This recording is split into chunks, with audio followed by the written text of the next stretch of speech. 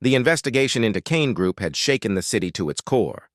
As the media circus unfolded, Evelyn's name became synonymous with courage, defiance, and the truth. A stark contrast to the carefully constructed facade of power Kane had built. Despite the public pressure, she remained focused on the goal. This was not just about exposing corruption anymore. It was personal. Evelyn had spent years watching powerful people twist the system to their will, and now it was her turn to be the one pulling the strings. But even as the investigation deepened and the city's elite tried to distance themselves from Kane, the real danger loomed closer. Kane wasn't finished. He wasn't going down without a fight. And this time, he wasn't going to use the law to protect himself. He was going to strike from the shadows. Part late. Shadows of Power. Evelyn's phone buzzed late one evening as she was going over the final details of the case. It was a text from Mason. "They know we're coming for them. Kane's people are making moves. I'm putting you on a plane. We're meeting in D.C. tomorrow morning." She stood still for a moment, the weight of it all sinking in. She had been expecting this. There was no way Kane wouldn't retaliate. The moment they had stepped into his world, the game had changed. But the truth was, Evelyn was tired. Not just from the fight, but from what it had done to her life. She had sacrificed so much, and yet, as she looked out over the city, she couldn't shake the feeling that the price would only keep rising. Mason was the one constant in her life. Now, the one person who had stuck by her through it all. But even their relationship had changed. They no longer had the easy connection they once did. The lines between friendship and something more blurred, and that tension was palpable. But there were more immediate threats at hand. They were about to take the final swing at Kane. Evelyn knew that once they did, there was no going back. Kane wouldn't hesitate to destroy anyone who stood in his way. She had to be ready to make that sacrifice, or lose everything she had fought for. Part lie. The plan DC was a blur. The constant rush of meetings, calls, and strategy sessions made Evelyn feel like she was running in circles. Mason had been working tirelessly with a group of journalists, financial experts, and even a few disillusioned members of Kane's inner circle to collect the last pieces of evidence they needed. It was all coming to a head. The plan was simple. Get the final, irrefutable proof that Kane had orchestrated massive financial fraud, not just locally, but internationally. They had uncovered links to offshore accounts, hidden investments, and high-level connections that would put him and his entire empire at risk. They were ready to expose it all. But even with the evidence, Evelyn knew they needed to move quickly. Once Kane caught wind of what they were about to do, he would pull every string to bury them. Part LX. The Confrontation. The night of the confrontation arrived sooner than expected. It was in a hotel suite just outside the city where Evelyn and Mason, with their team, laid out the final pieces of the puzzle. Kane had made his move. He knew they were getting close. And in retaliation, he'd tried to undermine them, leaking false stories, using his power to discredit them, even attempting to turn key witnesses against them. But Evelyn wasn't swayed. She had seen this game before. This time, she was leading it. The phone rang in the suite. It was Mason's call. She knew the plan was set into motion. "Evelyn," Mason's voice came through, calm but urgent. "Kane just called a meeting. It's happening tonight. You're in the game now. If you want to end it, we do this now. No more waiting." She knew this moment. This was the end game. Her fingers clenched around the papers before her. They were ready. This was it. There was no turning back. Part LXI. The choice. The next few hours were a whirlwind. Evelyn and Mason made their way to a lavish building downtown, one of the last safe havens for people like Kane. The boardrooms high above the city were now a battlefield. As they approached the entrance, a chill ran through Evelyn's body. She had no idea what would happen next. They were here to confront Kane. But as they stepped into the building's sleek lobby, something unexpected happened. A phone call came in from an anonymous source. The voice on the other end was familiar. It was Dahlia, the one person Evelyn thought she could trust. "There's more, Evelyn," Dahlia said, her voice trembling. I didn't want you to know, but Kane isn't the only one in on this. I was part of it. I didn't want to be, but I was. They have everyone, including the authorities, including you." Evelyn's heart dropped. The room seemed to spin. "What do you mean?" Evelyn's voice was cold, steely now, holding back the shock. "I didn't have a choice," Dahlia continued. "I thought we could expose it, but this is deeper than we realized. They're everywhere, Evelyn. You can't win this." Part L-23. The final choice. The meeting with Kane was tense, a final reckoning. He had expected her, knowing she'd come. But this wasn't just business anymore. It was a clash of ideals. "Evelyn, you've made a mistake. You think this city will change? That your little vendetta will make a difference?" Kane's voice was slow, almost pitying. "You've played this game long enough to know that power wins in the end," he continued, his gaze cold. But Evelyn wasn't swayed. She had no more fear in her. The truth, whether he liked it or not, was coming to light. Kane had underestimated the depth of her resolve. "You've made a mistake, Elliot," Evelyn replied softly, stepping forward with a glint in her eye. "This city will change no matter who stands in the way." Part L-3. The aftermath, the fallout from the meeting was swift. The investigation escalated, and Evelyn found herself at the center of a media storm. Kane's empire started to crumble, but it didn't fall overnight. The connections he had in place were still powerful. Yet, the truth had found a way to the surface, and there was no denying it now. In the aftermath, Evelyn was left standing in the ruins of her own creation. She had won, but the cost was high. Marissa stared at the ceiling most nights, wondering what the silence meant. Freedom? Exile? She'd never lived alone before. Not really. She went from college to roommates, from roommates to Daniel, from Daniel to motherhood. Now she lived in a 2-bedroom apartment with second-hand furniture, a flickering hallway light, and a haunting sense that she'd torn something sacred beyond repair. Nathan had felt like a spark in a house that had gone dark. He asked about her book club. He brought her coffee during third period. He told her she still looked like the kind of woman who wrote poetry in the margins of library books. He also manipulated his past, she realized. Lied by omission, flirted with emotional danger. When the other teacher, Michelle, warned her quietly after school one day, Marissa ended it that night. But the guilt didn't vanish. She saw it in her daughter's eyes when Lily asked, "Why don't you sleep at home anymore?" She saw it in Daniel's restraint, how he measured every word with the care of someone holding a glass vase with a crack down the middle. She went back to therapy alone. Dr. Graff asked, "When did you stop being a wife and start being a ghost?" Marissa didn't know, but she wanted to find the answer, if only to forgive herself. Part 7. Fault lines. At school, she kept her head down. Rumors circulated, though no one said anything directly. The principal gave her an awkward nod in the break room but asked her to submit next year's contract. Early. "Just for planning," he said. She knew what that meant. She didn't blame him. Daniel invited her to a couple's dinner with mutual friends. She went to play the part to gauge what was left. The night went well. Almost too well. They laughed, even touched under the table. But on the drive back, he said, "It felt like pretending." Marissa turned to look at him in the passenger seat of her car. "Isn't pretending a start?" He didn't answer. Part 8.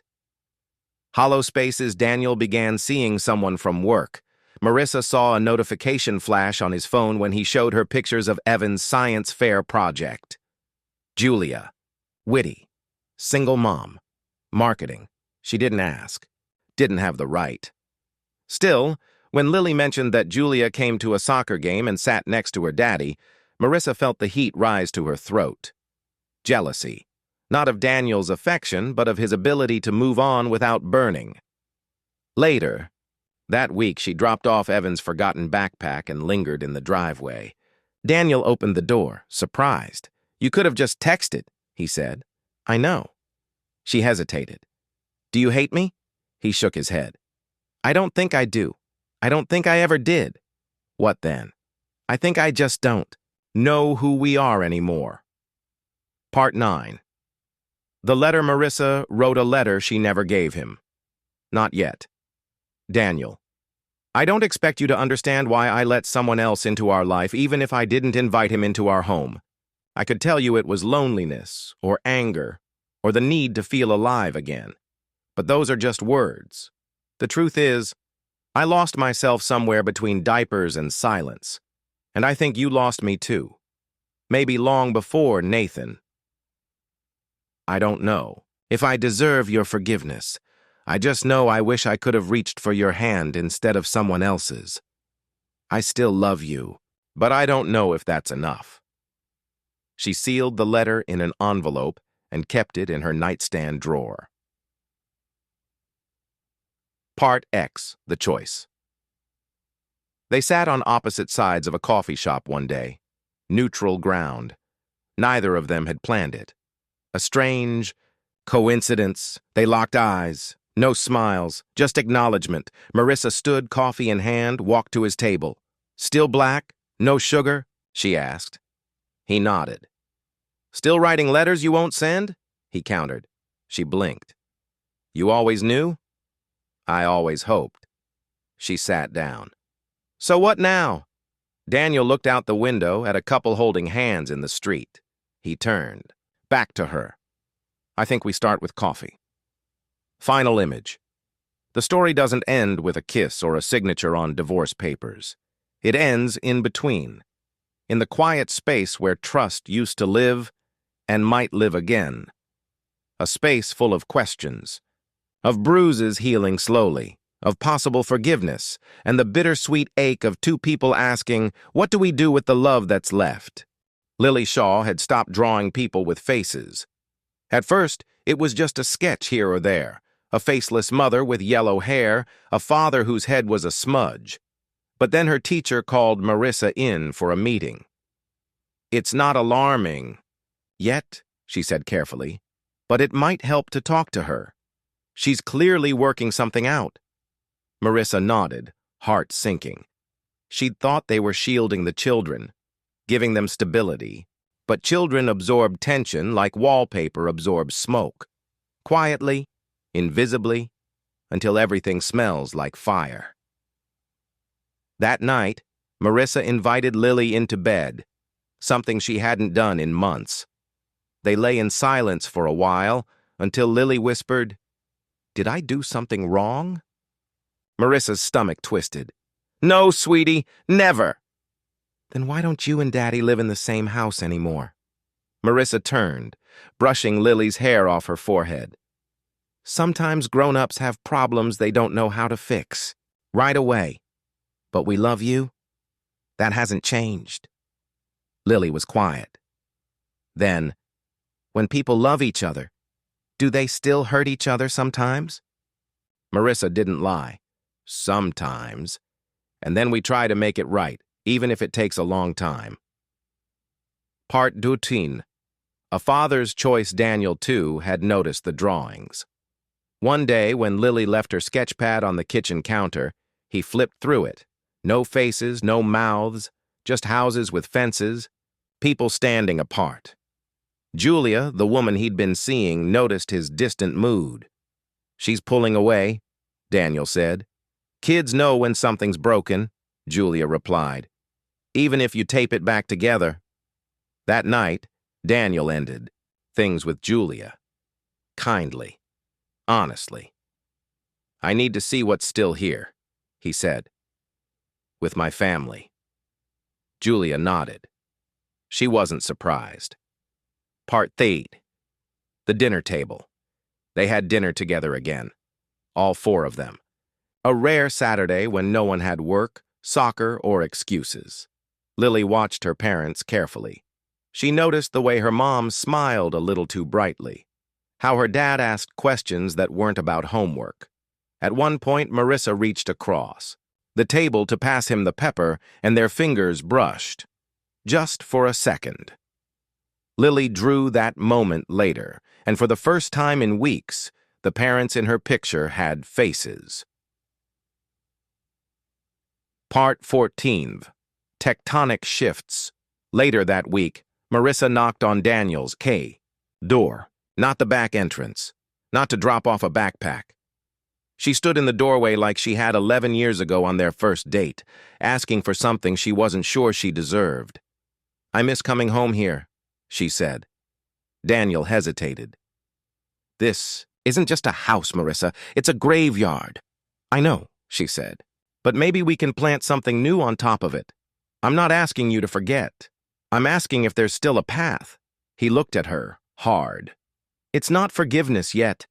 It's a question mark. She smiled faintly. That's better than a period. Part 15. The bittersweet months passed. They took things slowly. Therapy resumed. Boundaries were tested. Setbacks came. An argument over trust. An unexpected text from Nathan that Marissa deleted without replying, then confessed anyway. But they were talking, listening. Lily started humming again at the breakfast table. Evan stopped asking if the split was forever. And one night, Daniel found the letter in Marissa's drawer, the one she'd never given him. He didn't mention it. But the next morning, he left her a note in the same drawer. We still have time to become something new. Just don't lie to me again.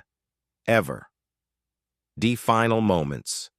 They didn't remarry. They didn't hold hands in public. But they shared the quiet now, not as punishment, but as permission to begin again, and maybe that was the most honest version of love they'd ever known. Daniel wasn't sure what forgiveness looked like anymore. It didn't come wrapped in closure. It didn't taste like relief. It tasted like cold coffee, reheated 3 times before he remembered to drink it. It looked like watching Marissa fold his shirt with the same hands that had once held another man. He didn't bring it up anymore. He'd chosen this, chosen her again.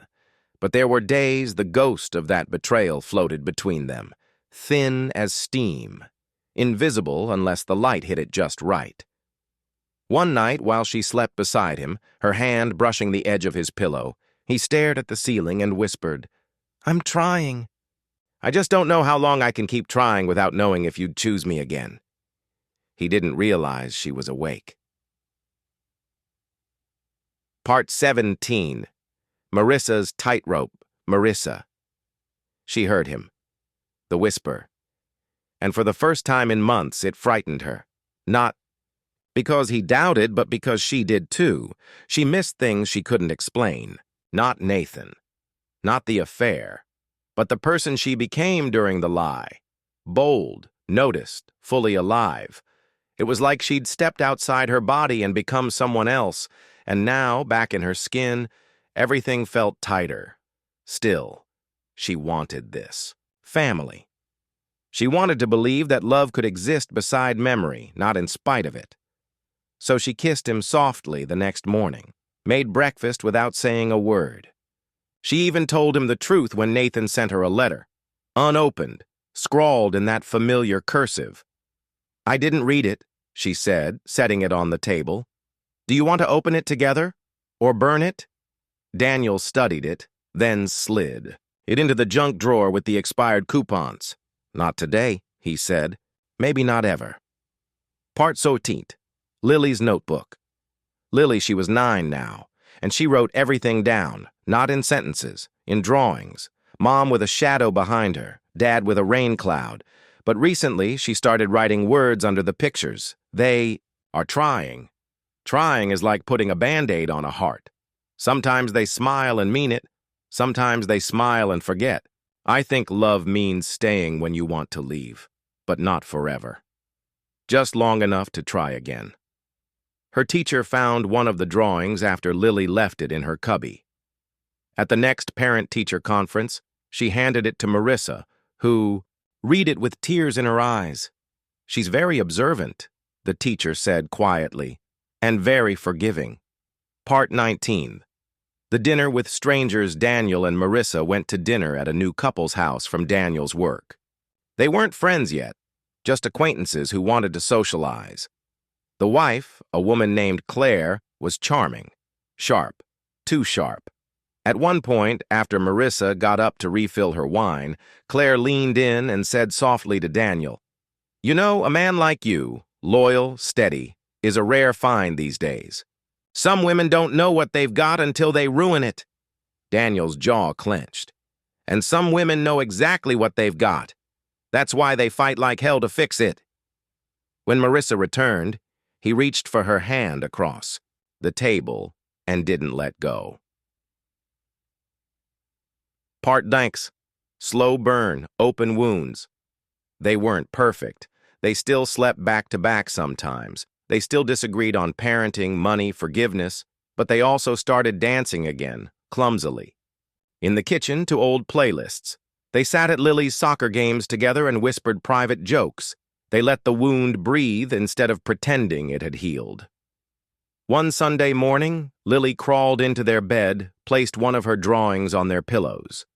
It was a house with cracked walls and tiny people inside, smiling, underneath in pencil. Sometimes love lives in broken things. They hung it on the fridge. Final scene for now. Daniel looked at Marissa one morning over coffee and sunlight and the smell of burnt toast. "Do you still regret it?" he asked. She took a breath. Not defensive. Just honest. "Yes, but I think I regret more what came before it. The silence. The years we stopped seeing each other." He nodded. "Then, let's never go quiet again." It started with the invitation. An anonymous envelope slid into her office mailbox. No return address, just a folded, cream-colored card embossed with gold script. "A new gallery, a night to remember. You're cordially invited to the opening of Nathan Wolf's solo show. Fragments. Thursday, 7 p.m. Midtown."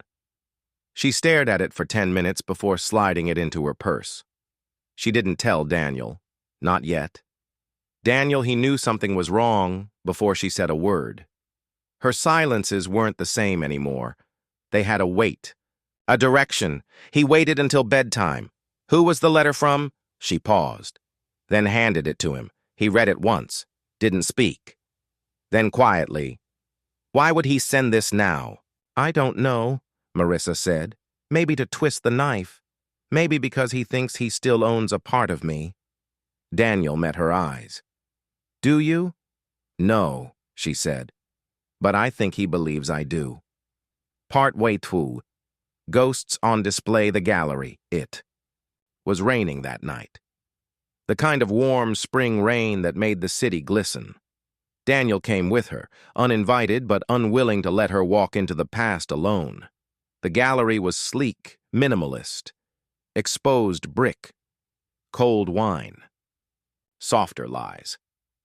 Nathan Wolf stood by a triptych, 3 panels of blurred lovers rendered in charcoal and ash, their mouths smudged into silence. He turned as they approached. His smile was pure performance. "Marissa," he said, "and Daniel." What a surprise. Daniel's voice was low, steady. "We're not here to chat, just to see what the parasite coughed up." Nathan's eyes gleamed. "Careful. You might be looking at your wife in those pieces." Marissa stepped between them. "This was a mistake." As they turned to leave, Nathan added, "Some things stay broken, you know, even when you pretend otherwise." Daniel didn't look back, but Marissa did, for just a second. Partway three. Lily's ears. Lily, she wasn't supposed to be awake, but she was good at pretending. She'd heard them arguing when they got home. Quiet, sharp things behind the bedroom door. A name, Nathan. She'd seen it before. On the card her mom had thrown into the trash, crumpled too carefully. She started drawing again that night. This time with fire. A man with no face, just flames where his eyes should be. She titled it, The Man Who Stared Too Long. Part 22. The confrontation. Daniel, he couldn't sleep. Nathan's words echoed in his mind, but louder still was a realization.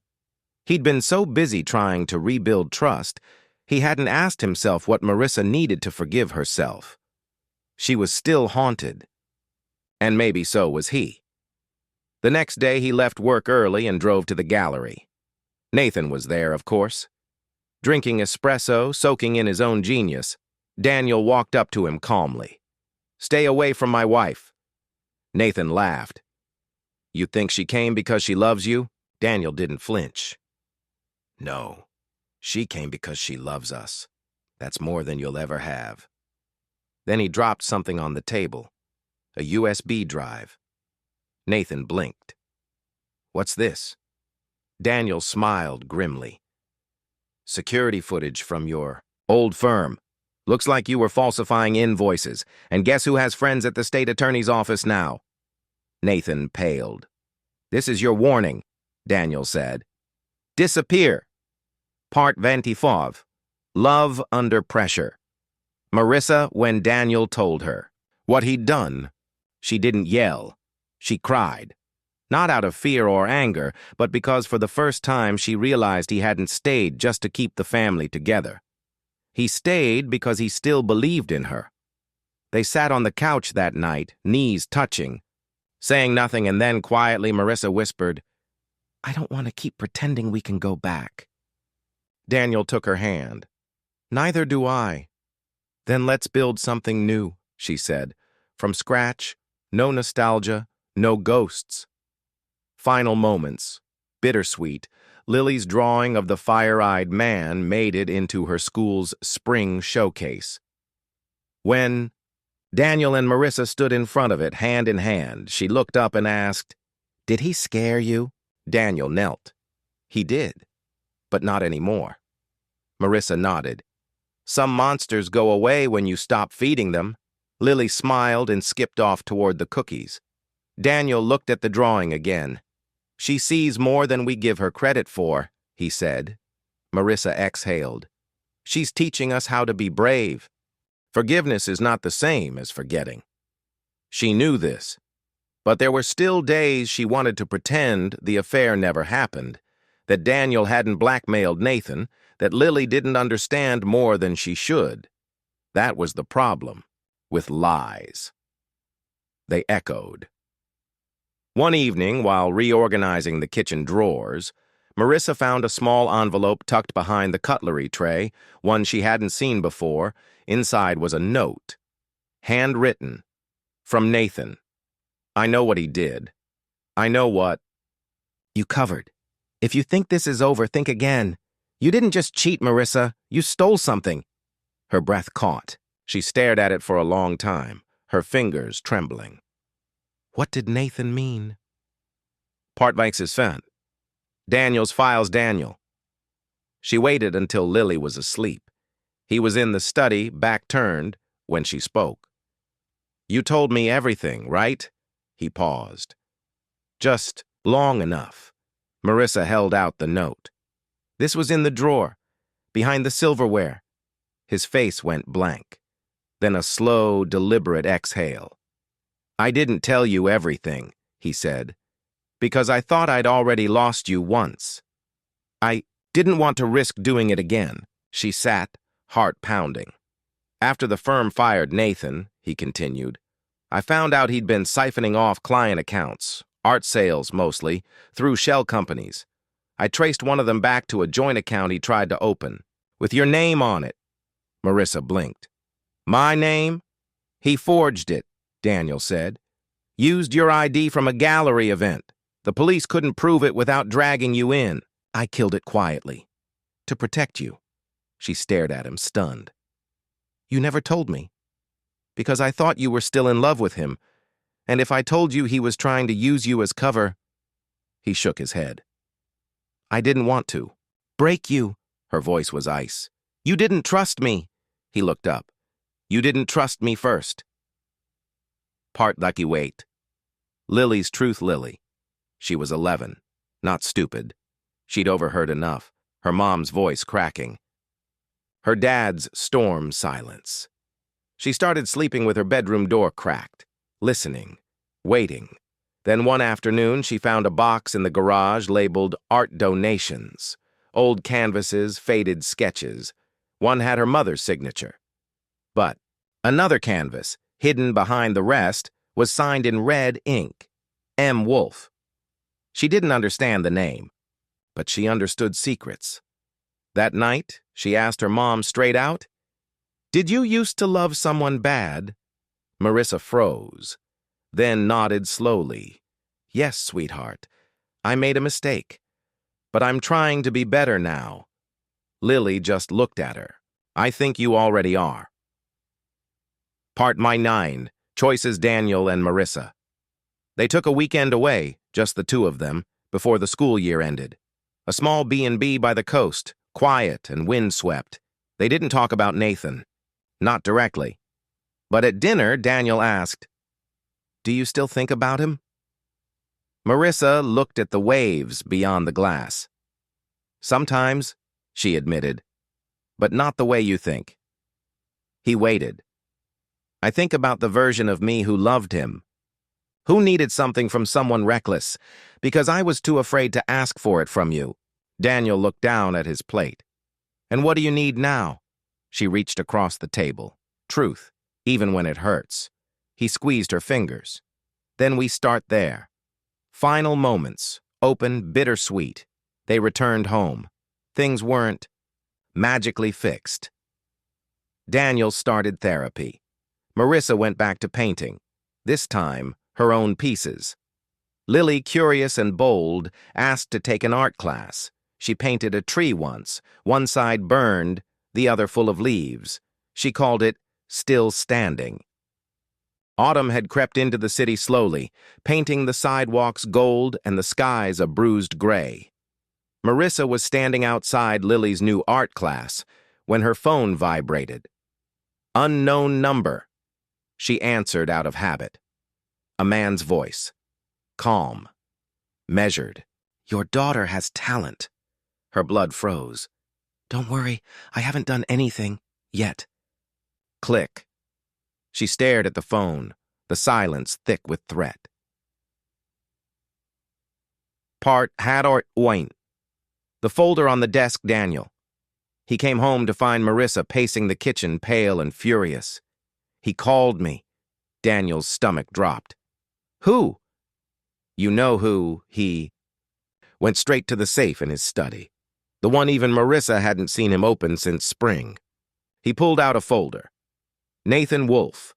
Unresolved emails. Wire transfers. The name of the gallery where Nathan once worked, now under investigation for laundering stolen art. He's still active, Daniel muttered. I've been keeping tabs. Marissa stepped closer. You didn't tell me? I didn't want to drag you in again. You keep doing that, she snapped, deciding what to protect me from. Because I love you, Daniel said.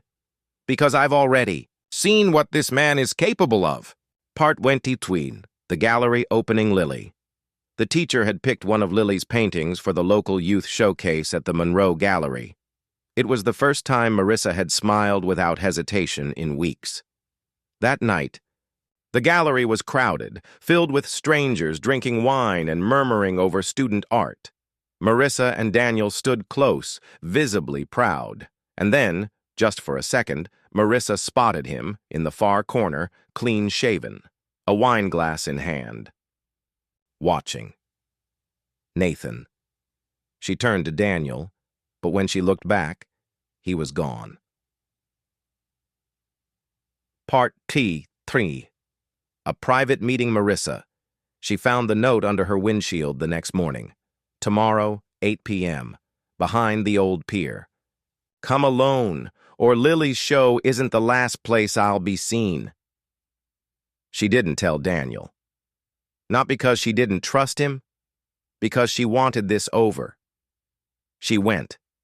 The pier was quiet, abandoned, the water below black and heaving. Nathan stepped. From the shadows, thinner but not weaker. I don't want Lily hurt, Marissa said quickly. Whatever you're doing, stop it. Nathan tilted his head. I came to offer you a deal. I'm not interested. You should be. He handed her a flash drive. Daniel isn't who you think he is. The reason he kept tabs on me? It wasn't just about protecting you. She didn't take it. You lie for a living. So does he, Nathan replied. We're not that different, you and I, her voice cracked. You don't know me. Oh, but I did, he whispered. And I think part of you misses who you were with me, even if you're too afraid to admit it. Part 4, the flash drive later. That night, she didn't sleep, just stared at the flash drive on the counter. At 3:17 a.m., she plugged it in. Dozens of files, transactions, emails, but one folder stood out. Project Bellamy D. Wolf, inside. Audio. Her husband's voice, unmistakably. If we expose him now, Marissa becomes collateral. Her name's on the registry. If the gallery goes down, so does she. We do it quietly. Off the books. No paper trail, no fallout. She didn't understand it all. But one thing was clear. Daniel hadn't just been protecting her. He'd sacrificed her, strategically. Calculated risk, and she had no idea who to believe anymore. Part 5, the bittersweet truth Marissa. She confronted Daniel the next morning. He didn't deny it. I was trying to clean up what you never saw, he said, to keep our lives intact. You have no idea what it cost me. And you have no idea what it cost me, Marissa said. I was in love with a manipulator, then married another one who thinks his silence is love. He reached for her. We can still fix this. But she stepped back. I don't want to be fixed, Daniel. I want to be seen. Epilogue. Still standing.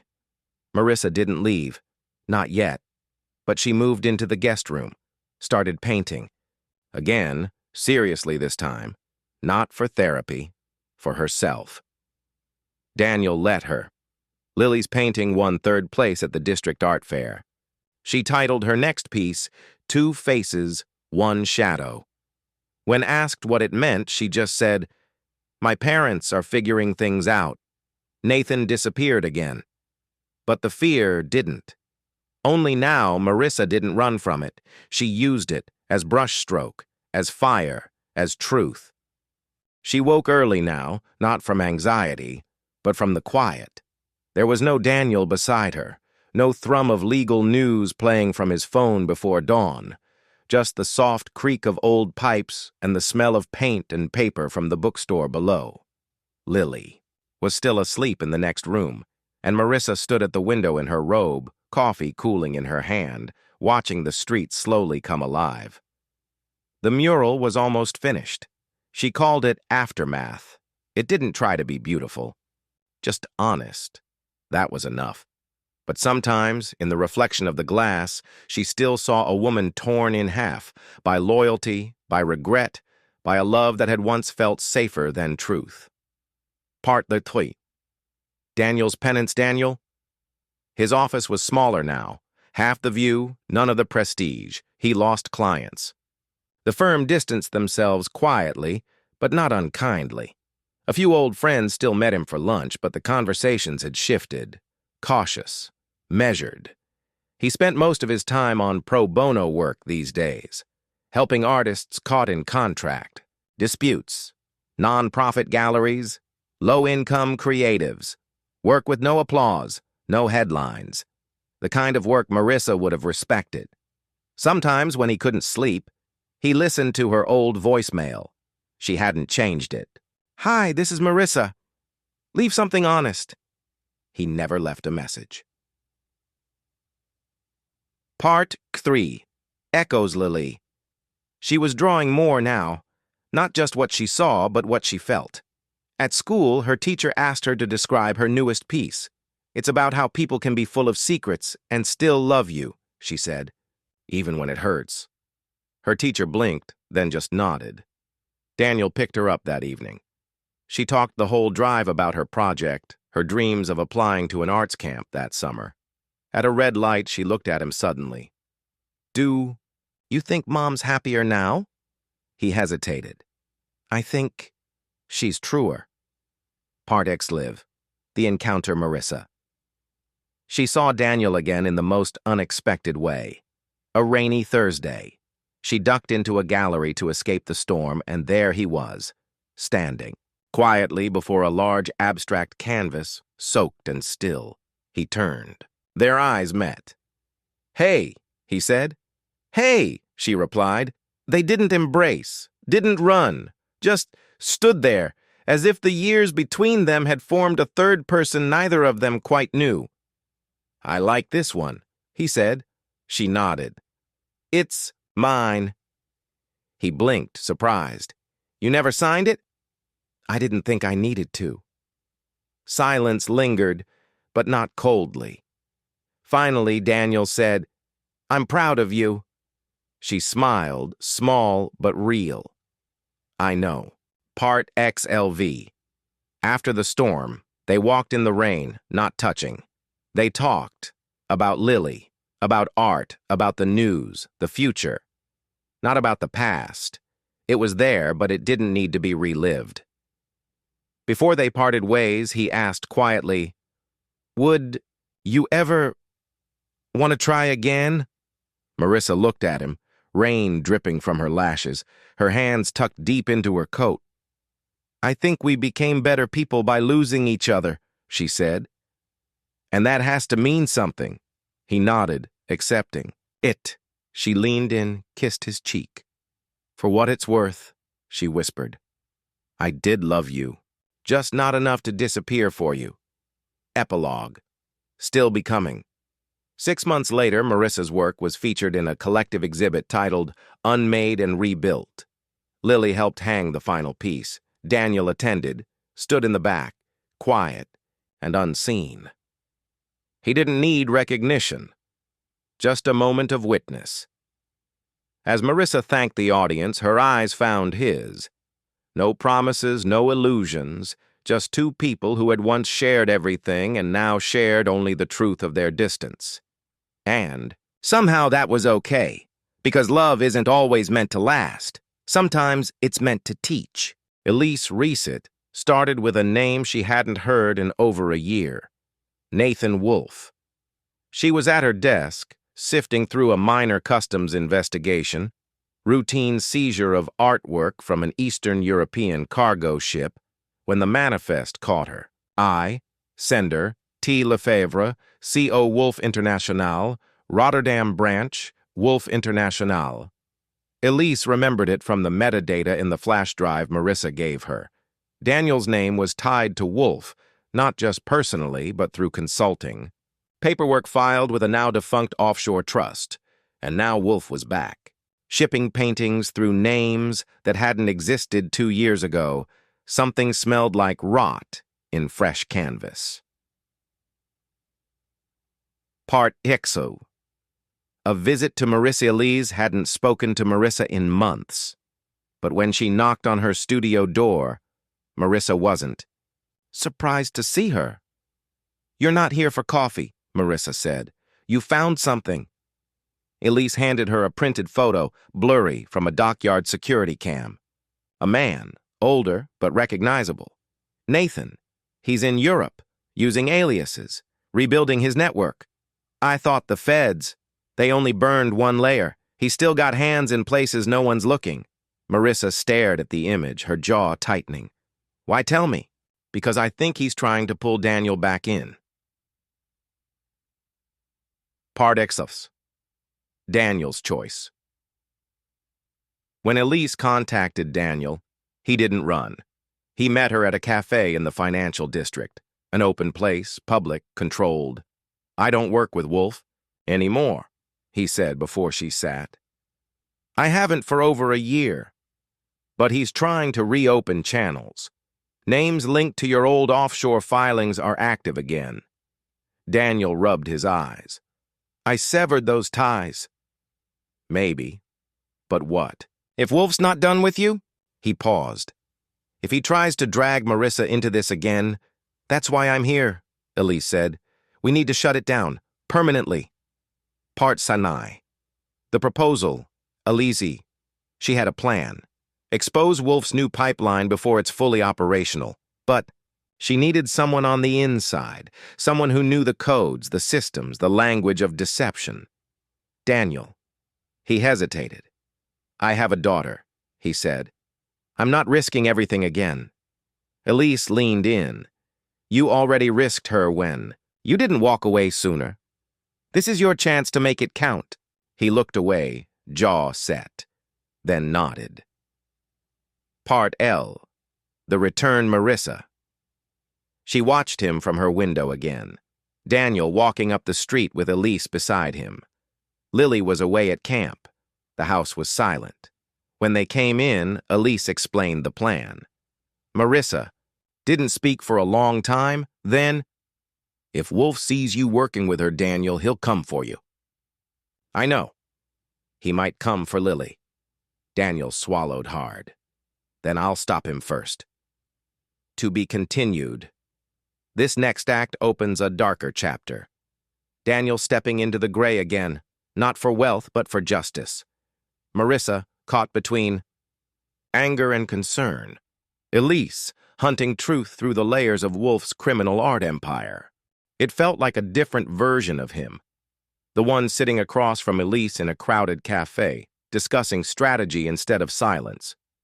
His hands were steady, but his mind spun with questions he hadn't asked in years. How much would he risk? How far was he willing to go to atone for a mistake that never really stopped haunting him? The phone buzzed in his pocket. He checked the screen. It was a message from Marissa. "Be careful. He's watching." It was cryptic, but he knew exactly what she meant. Wolf had eyes, the dangerous kind that never blinked. Elise saw the moment. Daniel's mood shifted. He glanced at the message but didn't respond right away. Elise was patient, waiting until he looked up again. "We need to hit Wolf's shipments before they go live," Elise said, voice low, as if they were in the middle of a heist. "We find the warehouse in Rotterdam, get the records, and make him think the art's already gone. Disrupt everything he's planning." Daniel nodded. "And if we get caught?" "We make sure Wolf thinks we're too small to notice." Part. Lee. The complicity of silence. Marissa stared at the message again. She wanted to trust Daniel. She wanted to believe he had truly changed. But the pull of the past, the things she couldn't forget, the way his lies had twisted everything, still held a grip on her heart. She walked into the living room where Lily was sketching something quiet. The peace was deceiving. She sat down, beside her daughter, trying to muster the courage to speak. "Lily, there's something I need to tell you." Lily didn't look up from her page. "I know, Mom, about Dad, right?" Marissa froze. Her heart skipped. "You're not mad at him?" she asked, voice tight. Lily shrugged. "I'm not mad. I just don't know if I trust him anymore." Marissa ran a hand over her face, feeling the weight of what was coming. "You don't have to trust him right now. But remember, he's trying to make it right." Lily didn't answer. She just nodded, and the silence was thicker than anything Marissa could say. Part Lafi. The Burning Edge Daniel. The meeting in Rotterdam had been a setup. Wolf's network wasn't just hidden in his art dealings. It was embedded in the legal channels, in financial institutions that Daniel had once helped structure. As soon as Daniel walked into the old warehouse where the operation was supposedly being run, something felt off. The air was too still. The lights flickered overhead, casting long, ominous shadows on the stacks of crates filled with paintings. He and Elise had done their homework, but nothing had prepared them for the way Wolf's men moved like ghosts. The room was alive with tension. Elise touched his arm, pulling him into a corner. "They're here. We've been compromised." Just then, Daniel heard the unmistakable voice. Daniel. He turned, heart sinking. Wolf stood there grinning, as if this was all part of the plan. He was flanked by 2 bodyguards, silent as stone. "You should have stayed out of it," Wolf said, voice a low, dangerous hum. Daniel didn't respond. He just stood there, weighing his options. Elise, beside him, was already assessing the situation, her fingers twitching toward her jacket. "I don't know what you're playing at," Daniel said, trying to keep his voice steady. "But this ends tonight." "Does it?" Wolf's grin widened. "Because I don't think you are the one calling the shots anymore." Part live. The roll of dice Marissa, she knew she couldn't stay away. She knew that the moment she heard Daniel's name on the phone again, the familiar dread would rise. But this time she made a choice. She picked up the phone and dialed Elise's number. "Elise, it's Marissa." "Marissa, what's going on?" Elise's voice was tight. "I'm in Rotterdam. This isn't... I'm coming. Daniel needs backup." There was a long pause on the other end of the line. "You're sure about this?" "I'm sure. Let's end it." Part LV.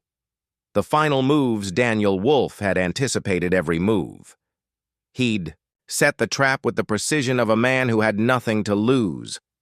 As Wolf stepped closer, Daniel could feel the walls closing in. But he wasn't going to let it end like this. Not again. The sound of a gunshot rang out, sharp, deafening. For a split second, time seemed to stop. Daniel's heart thundered in his chest. But it wasn't him who had been shot. Elise, fast as a shadow, had drawn first. The bullet had struck one of Wolf's bodyguards. Chaos erupted. Wolf's men rushed forward, but Daniel and Elise were ready. The standoff escalated quickly, the air thick with danger. Through the smoke and confusion, Daniel saw the door at the far end of the warehouse. The exit was close, but Wolf had something else in mind. He motioned to his men. "Leave them alive. Let them run," Part LVI. "Escape and consequences, Marissa."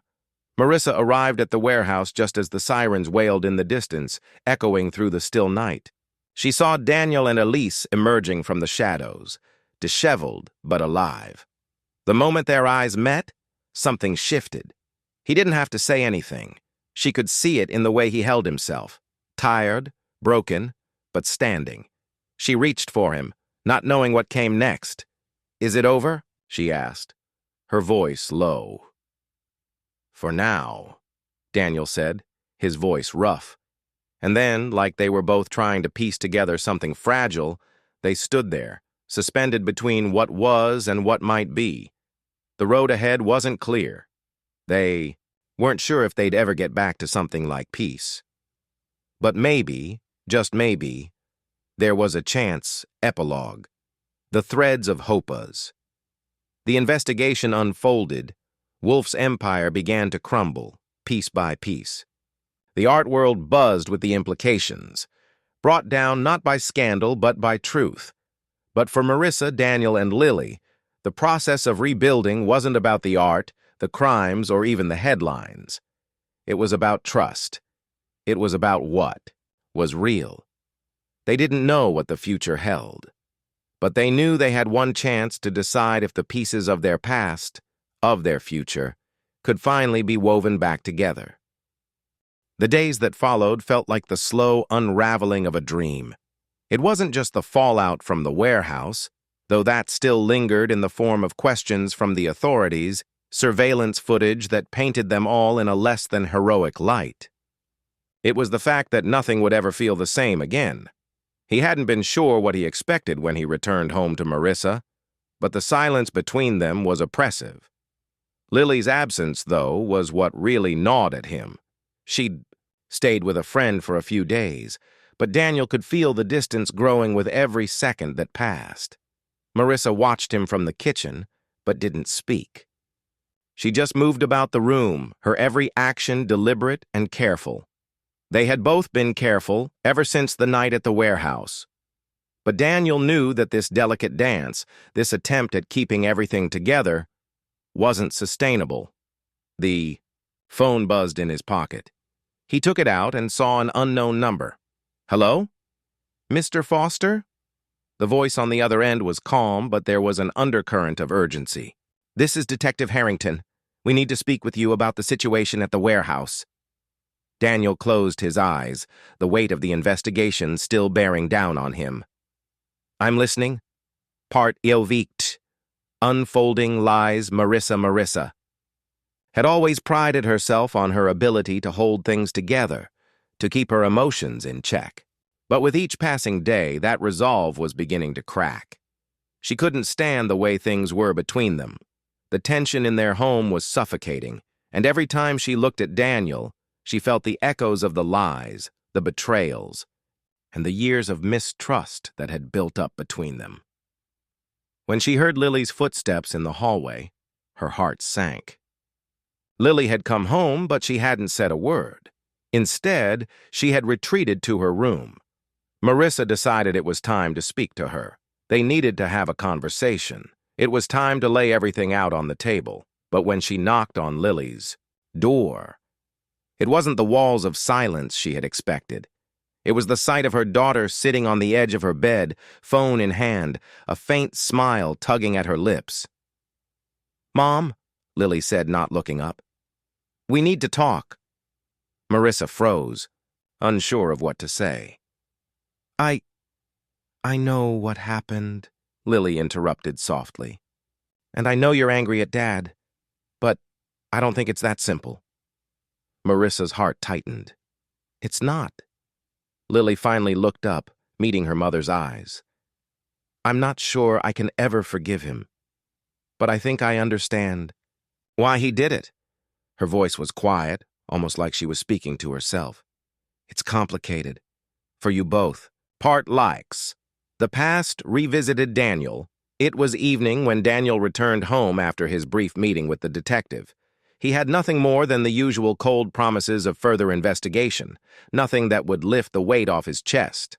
The walls were closing in on him again, but this time, they didn't come from the threat of law enforcement or Wolf's empire.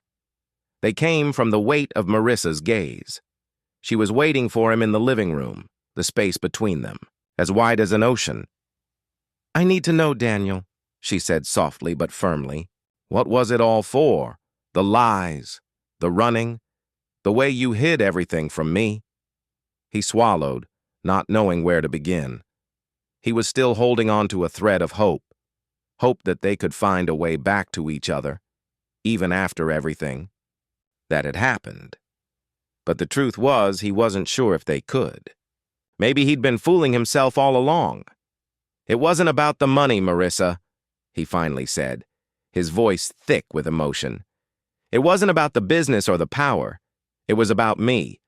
About feeling like I was always just one step away from losing everything, my identity, my reputation, you. I thought I was protecting you, but in the end, I was the one who destroyed everything." She didn't answer immediately. She simply studied him, her eyes tracing every line of his face as if searching for something she might have missed. "I don't know if I can forgive you," she finally said, her voice breaking. "But I'm trying to understand. I don't want to live in the past anymore. I want something different. For us. For Lily. But I don't know if I'm strong enough to keep fighting for something that's already broken." The words hung between them like a fragile thread. Daniel didn't know if he could make her believe him or if he could forgive himself enough to move forward. But as he looked at her, he knew that if there was a way to rebuild, they had to make the choice now. Part LX. The unanswered questions. Lily days passed, and though things in the house slowly shifted back to something resembling normalcy, Lily couldn't help but feel like something was slipping away. There was a distance now that wasn't there before. The kind of distance that wasn't just about her parents' silence, but the unspoken weight of everything they had both been through. She had her own thoughts, too. Thoughts about her father, about how things had once seemed so simple, how she had once believed that love was enough to fix everything. But that had been before she saw the cracks in the foundation. One night, while her parents were asleep, Lily sat in front of her computer, scrolling through old photos of their family, before the lies, before the betrayals. She found one of her and Daniel, arms wrapped around each other, laughing in a park. The sunlight had been golden. The world had seemed perfect. And for a moment, Lily wanted to believe that maybe, just maybe, they could get back to that place. But deep down, she knew it wasn't as simple as that. Epilogue. A new beginning? Time passed in slow increments. Daniel and Marissa tried to rebuild, not just the relationship, but their trust, which had been shattered in 1,000 small ways over the years. They attended counseling, they communicated more openly, but there was still an edge of uncertainty that neither of them could shake. Lily continued to navigate the shifting dynamic in the family, growing quieter, more introspective, as she tried to piece together the fractured narrative of her parents' lives. The road ahead was uncertain. Reconciliation was a possibility, but forgiveness was still something that lay just out of reach, a goal they had yet to touch. But maybe, just maybe, they could start again. And in starting again, they would build something different. Something stronger, something real. But whether it would be enough remained to be seen. Months had passed since the conversation that had hung so heavily in the air between him and Marissa. The one that had left no clear answer but only more questions. Daniel had grown accustomed to the quiet, to the conversations that were more about logistics than anything deeply emotional.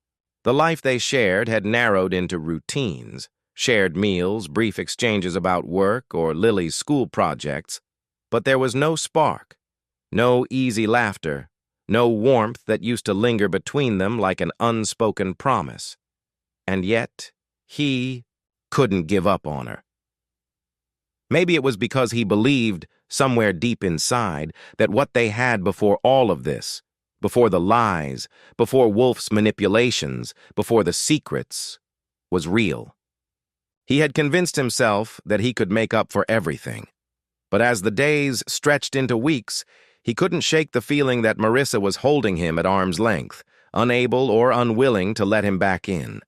And he didn't know how much longer he could hold on. Today, they sat across from each other in the living room, a space that used to feel like home, but now felt like an island. It was Saturday, and they were supposed to be discussing Lily's plans for the summer, but all he could focus on was the distance that stretched between them. "I think Lily needs a change of scenery," Marissa said, her voice steady, but lacking any real emotion. "Maybe we should look into sending her to camp. It could be good for her." Daniel looked at her, the suggestion feeling like the last thread of normalcy they had left.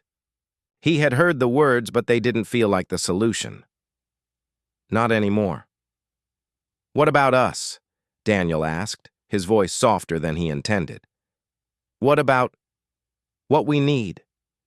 Marissa hesitated, and for a fleeting moment Daniel thought he saw something vulnerable in her eyes. But then it was gone, replaced by the familiar distance. "I don't think we can fix everything right now, Daniel. I think we're just trying to survive this. And maybe that's enough." Survive. The word hung in the air, heavy and damning. Was that really all they could do now? Just survive? "Don't want to survive, Marissa. I want to rebuild. I want—" He stopped himself, unsure of how to finish the sentence. "Rebuild?" she echoed, the sharpness in her tone revealing just how raw everything still was. "Do you even know what that means, Daniel?" "Rebuilding would mean I have to trust you again. Trust that you won't lie to me. And right now, I don't know if I can ever do that. I don't know if I even want to try anymore." Her words were like a punch to his gut. Every time he thought they were getting somewhere, she pulled back. and he was left with nothing but the remnants of hope and regret. "I'm trying, Marissa," he said, the words tumbling out before he could stop them. "But I can't do this alone. I can't fix everything if you don't want to meet me halfway." Part 2. The edge of the abyss, Marissa, she couldn't do it. She couldn't live like this. The constant weight of Daniel's regret, the endless apologies that felt like empty promises, the way every conversation turned into some form of emotional negotiation. She was drowning in it. It wasn't that she didn't care about him anymore. She did. But there was a wall now. A wall she had built brick by brick, each one a response to his lies, his secrecy, the way he'd withheld himself from her until it was too late. She had tried. She had tried so damn hard to look past the betrayal, to find something that could make her believe in them again. But the cracks were too deep, and every time she thought she saw a glimmer of what they had, it was quickly overshadowed by doubt.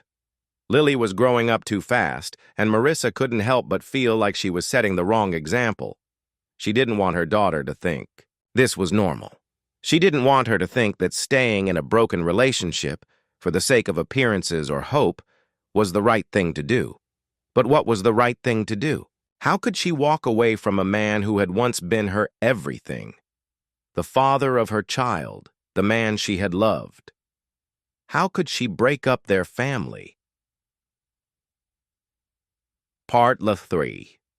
Separate Ways. Lily watched her parents from the doorway.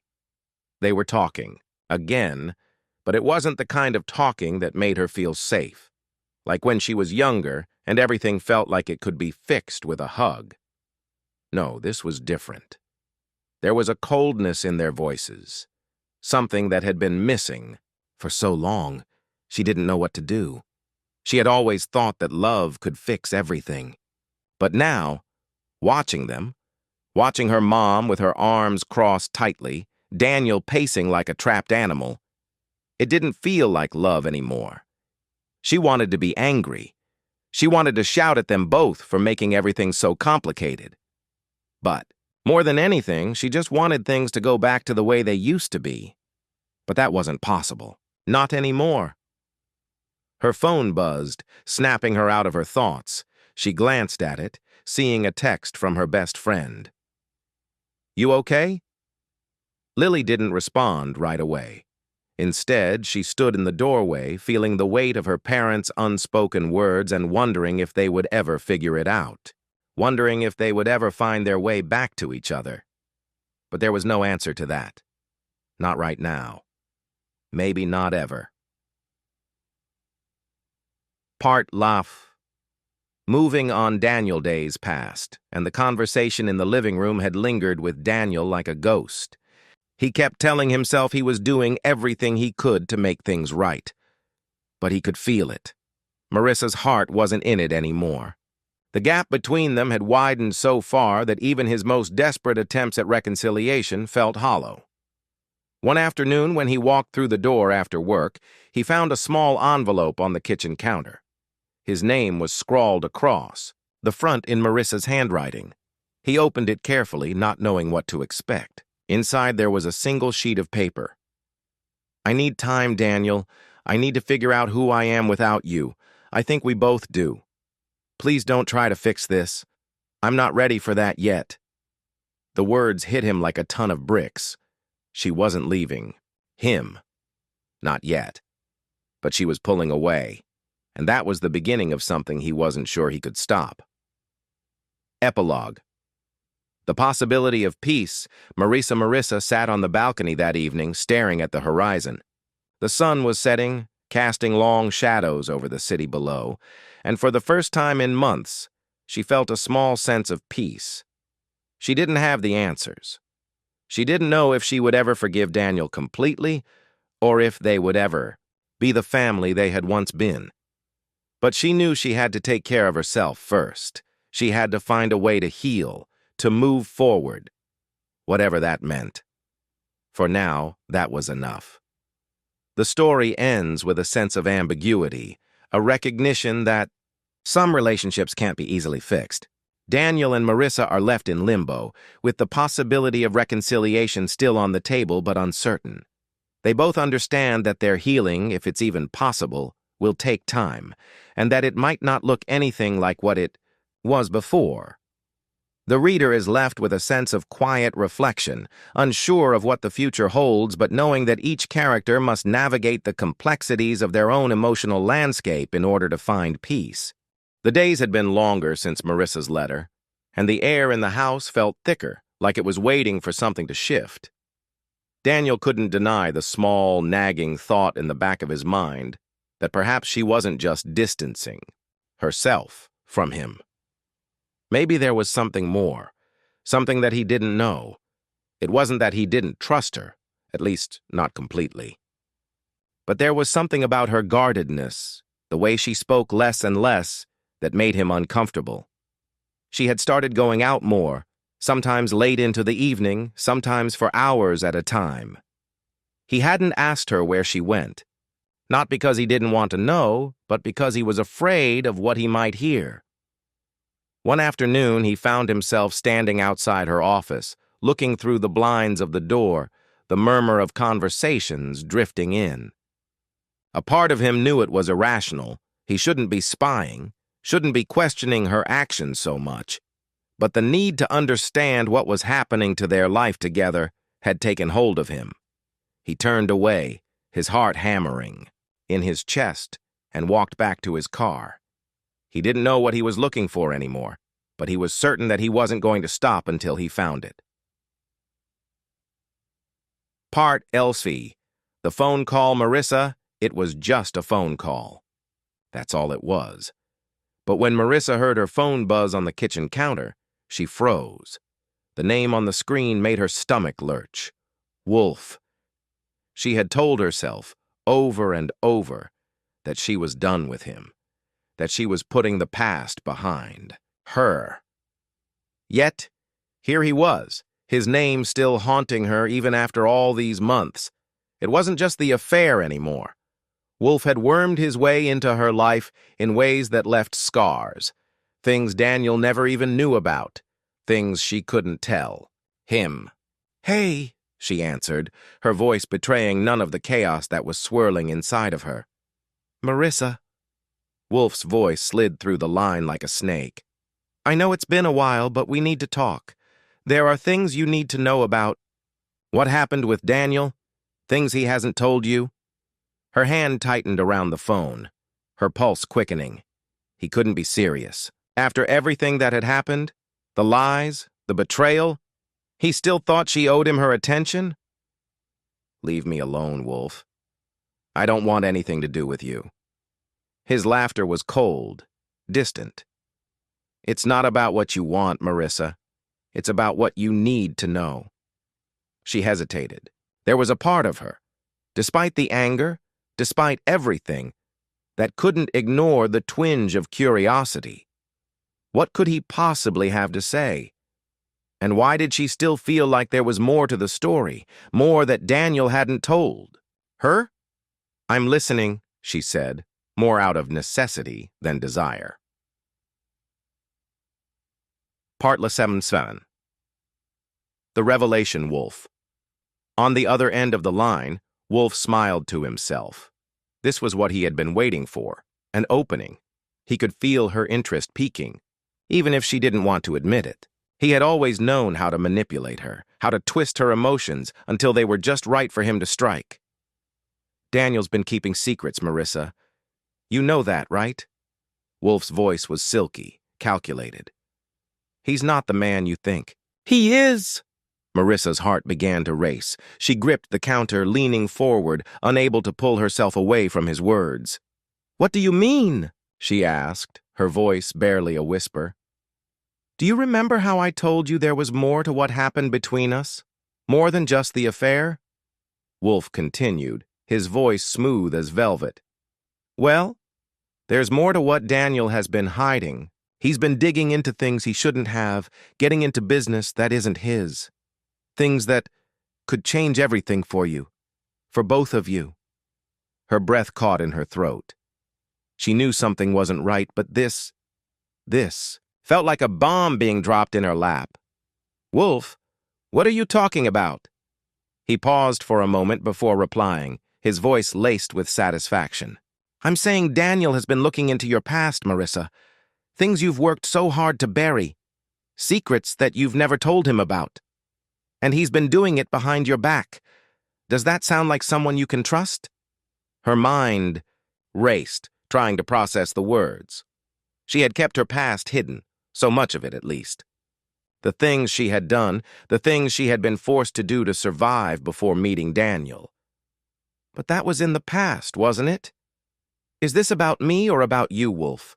she snapped, her voice trembling with a mixture of anger and fear. "I've moved on. I'm trying to rebuild my life. I'm done with you." Wolf's laugh returned, this time colder. "You don't get to decide that, Marissa. Not anymore." The line went silent, and she pulled the phone from her ear, staring at it. Her heart pounded in her chest, the weight of Wolf's words pressing against her. Was he telling the truth? Could Daniel really have been investigating her past without her knowing? Could he really have betrayed her in that way? Part Loit. The choice Daniel days passed, and everything felt like it was spiraling. Marissa was distant, colder than before, and Daniel had no idea why. He had hoped that they could start fresh, that they could heal together. But with each passing moment, it seemed less likely. And then he saw it. A slip of paper on the coffee table. A name scrawled hastily on it. Wolf. His mind went into overdrive, connecting dots he hadn't fully understood. Marissa had been receiving calls, had been acting strangely. She had been avoiding him. She wasn't just pulling away from him, Daniel realized. She was hiding something. His breath caught in his throat. Could it be true? Had Wolf returned to manipulate her once more? Was he using her like he had before? And what had Marissa told him? What did she know that she wasn't saying? The tension between them had reached a breaking point. But now Daniel had a choice. Confront her, ask her directly, or keep going down this dark, twisted path, wondering if he was losing her not to his own mistakes, but to the ghosts of her past. His heart weighed heavy with the uncertainty. But one thing was clear. No matter what happened, he couldn't let Wolf win. Marissa and Daniel both stand on the precipice of revelation, their lives tangled in ways neither of them expected. The lies, the betrayal, the secrets, each new twist, threatens to tear them further apart. But in the end, the choice is theirs. Can they move past it, rebuild what they once had? Or will the shadows of their pasts destroy everything they've worked so hard to rebuild? The silence in the house felt oppressive. Marissa had been avoiding Daniel, avoiding the conversation that she knew was inevitable. It had always been this way with them. He would push, and she would pull away. But this time, there was no escaping it. The confrontation had already been set in motion. That morning, after the phone call with Wolf, Marissa felt a weight settle on her chest. Wolf's words echoed in her mind. "Daniel's been looking into your past. He's not who you think." "He is." She didn't know if it was a manipulation or a reality she was afraid to face. She had never wanted to go down this road, never wanted to bring her past into their present. But it was clear now. She couldn't hide it forever. Daniel deserved the truth, even if it would destroy everything they had. She stood in the kitchen, staring at the coffee machine, her mind racing. Daniel had been giving her space, but the distance between them was becoming unbearable. The more she avoided him, the more she could feel him pulling away, his confusion and suspicion growing. She couldn't keep pretending that things were fine. When she heard the door to the living room creak open, she stiffened. Daniel had arrived early from work, and his footsteps echoed in the hallway, getting closer. She took a deep breath, then turned to face him. His expression was unreadable. As he entered the kitchen, "We need to talk." There it was, the thing she had been dreading, the thing that would break everything wide open. "I know," she said quietly, her voice thick with uncertainty. "I've been avoiding it, but I can't do this anymore. Not like this." Daniel studied her for a moment, his brow furrowing. "I don't know what's going on, Marissa. You've been distant, cold, and He hesitated, as if unsure how to continue. "I found something I think you should tell me about." Her breath caught in her throat. She hadn't expected him to come at her like this, not with the evidence, not with the accusations she knew were coming. "What is it, Daniel?" she asked, her voice trembling slightly. He didn't answer immediately. Instead, he stepped closer, holding up the slip of paper. "This was on the coffee table. It has Wolf's name on it. You've been talking to him, haven't you?" Marissa closed her eyes, trying to keep the panic from rising in her chest. "I didn't want you to know," she said, her voice barely above. A whisper. "I didn't want you to find out about him." Daniel's face twisted, confusion and hurt flooding his expression. "What are you talking about? What does Wolf have to do with all of this?" The pain in his voice hit her harder than she expected, and she had to swallow the lump in her throat. He deserved to know the truth. But how could she even begin to explain? How could she unravel the tangled web of her past without destroying the last bit of trust they had left? She opened her mouth to speak, but the words caught in her throat. How could she tell him that Wolf wasn't just an ex-lover? That he had been part of a darker time in her life? That she had done things for him that were unforgivable, things she was too ashamed to ever speak of? Instead, she did the only thing she could do. She took a step back and met his gaze with tears welling in her eyes. "I'm so sorry," she whispered. Part LXX. The Truth Daniel. The air between them was charged, heavy with the weight of unspoken words. Daniel's chest tightened as he watched Marissa's face, searching for answers in her eyes. But all he saw was a woman standing before him, broken and regretful. A woman who had hidden parts of herself from him for so long. He wanted to demand the truth, to force her to explain everything. But the hollow ache in his chest stopped him. He didn't need to hear it from her mouth. He already knew. He had suspected for months now that she was hiding something darker than he had ever imagined. He thought back to all the quiet moments between them, the nights spent in silence, the conversations that had become more and more superficial. The distance hadn't come out of nowhere. It had been building for a long time. "Marissa, you've been carrying this around for so long. Why didn't you tell me?" His voice was quiet, filled with a sadness that surprised him. "Why didn't you trust me with this?" She swallowed hard, the tears slipping down her cheeks. "I didn't want to ruin what we had. I didn't want you to look at me like you're looking at me now. I didn't want to lose you." His chest tightened at the raw honesty in her voice.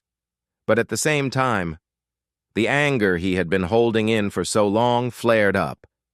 "You don't get to keep things from me, Marissa. Not after everything. You don't get to lie to me like that." "I wasn't lying," she said, shaking her head. "I was protecting you. I thought I could protect us, but I was wrong." He ran a hand through his hair, pacing in frustration. He didn't know what to say, how to process everything she had just laid bare. But one thing was clear. His trust had been shattered, and no matter how much he wanted to fix things, there was a part of him that couldn't stop wondering if they were already beyond repair. "What did he want from you, Marissa? Why is he still in your life?"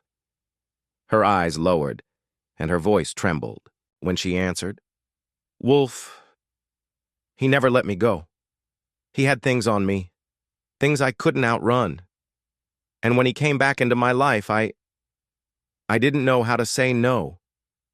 Daniel closed his eyes for a moment, the weight of the situation sinking in. She wasn't just a victim.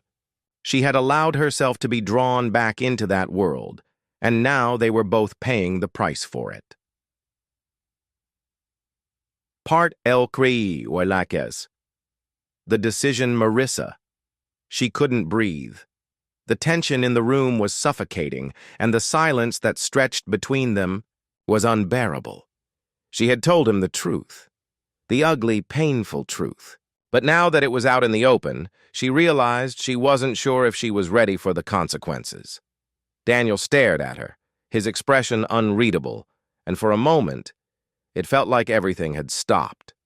She had expected anger, maybe even rage, but instead she saw only exhaustion. Exhaustion from the weight of their years together, from the lies, from the strain.